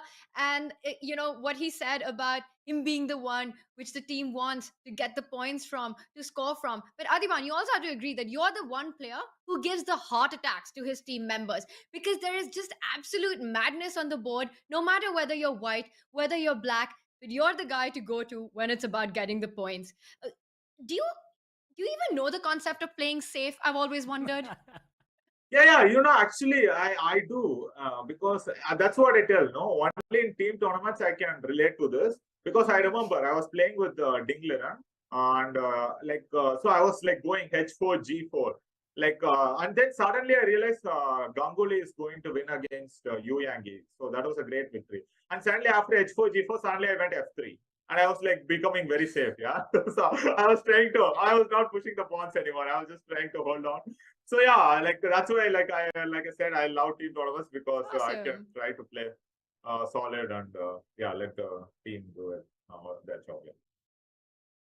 Well, I mean, your team has been excellent all season long. You have made it into the playoffs, and well, we know what the playoff bracket is like. So, Adi, we're going to show you that right now because Team MGD1, you take on the Levitov Chess Wizard. So, I guess what do you think now that you hear that that's your matchup? What do you think about that squad and how your team fares, how the chances are like? No, wait, we are playing with Levito Wizards, not Gotham Knights. Yep. You're playing with the Levitov Chess Wizard. That's where you slot in. Yeah, then I really, my manager, I really want to change the manager because he just said we are playing with Gotham Knights. So, like, I mean, like, okay, just very upset with the unprofessional. Adi, are you talking behavior. about Srinath? Yeah, Srinath, of course. Srinath, yeah. Obviously, who will come? We just finished the match and he just said, oh, guys, come on. We are playing with this team next. And okay, yeah, now. I was very upset, yeah. So, no, I have no idea. Well, so, this is the team, yeah. Oh, wait. Oh, Yeah. we have Dupo. Okay, yeah. No, already I'm very excited to play, actually. Like, so with Mohamed Dupo, yeah, this is great. Yeah, but I'm not sure. Let's see. When are the dates? I'm not sure if I will have the time. So, let's see. If I hope it doesn't clash Well, with Adi, anything. That's all. it will be in May, and that was so fun to watch your reaction after seeing Duba because most people, Robert, would be a little scared, but Adiban's like, I'm already excited about this matchup. I get to face Shakrar, I get to face Duba. Adi, love that spirit, and it's always such a pleasure to watch your games and to commentate on them. Super fun. And we've got some fun questions from chat as well for you. So we're going to bring those up. Speaking of games and speaking of fun stuff on the board, now, one of the most shocking moments today was when Sam Savian just blundered that G7 pawn against you in one move. What happened there? And what was Alivan Chess wants to know what was going on in Adiban's head when Savian blundered his G7 pawn. Yeah, I was shocked. I mean, like, it's been like, I don't know, at least 1.5 years since I did the chessable course on 1B3. And I was following my course till some point. And I mean, people are still blundering pawns on Moon 9. Yeah, so I really don't know. I mean, it's like, I mean, the course, I went from knight f3, but eventually we transposed to my course. And I had a feeling this might happen. So I went through my course a bit. And I'm like, that was a shock. I was trying to understand what he actually missed. Yeah, maybe I think at some point, people can never take B3 seriously. I think that's the running joke, yeah. Robert, what do you think? Will you ever take B3 seriously? I play it all the time in every single blitz game. Go look at my history on chess.com. I'm a B3 cowboy, okay? I'm a hippo connoisseur. Nice. So, yeah, Adi, I got you. You don't need to tell me. You don't need to sell me your chessable course. Wow. I'll help you write the next one. Robert, I can't believe that you're saying this. Adiban, let me tell you what actually happened in that game. Robert and I had a side bet, and I said you will go for 1B3, and Robert said that you will not go for 1B3, but you played it on the second move. Who do you think wins that bet then? Does Robert win it or I win it? You decide. Robert, of course. No, because eventually we got to my course. So yeah, I think Robert. No, because if it doesn't get to my course, maybe I can win. But yeah, I think No, whenever you play B3, it will transpose to my course. So yeah, I think it doesn't matter whether it's the first move or the second move. I agree. So I did give Tanya the nod there. And well, I have a question about that game against Sevian. It's a feature chat question from Goran Chess. And the question is, was that the saddest Rook H7 you've ever seen? Oh yeah, definitely. Yeah, I mean, at some point, I didn't want to finish the game because it was so pretty, and I was like, okay, should I just keep playing? But then I thought, okay, it's a team tournament. I should not do this nonsense. So let me just because it was so pretty after Bishop of 6. Like, yeah, the Rook. It's like Rook on H7 and King G8. Just everything is logged. Yeah, so it was just one of my best games in B3, I think. Yeah, I will add it to my course probably. Yeah, that would be fun. Yeah, that worked to perfection. And like you said, you wanted to play on, but such a nice way to finish with that E pawn advancing to E6 and to E7.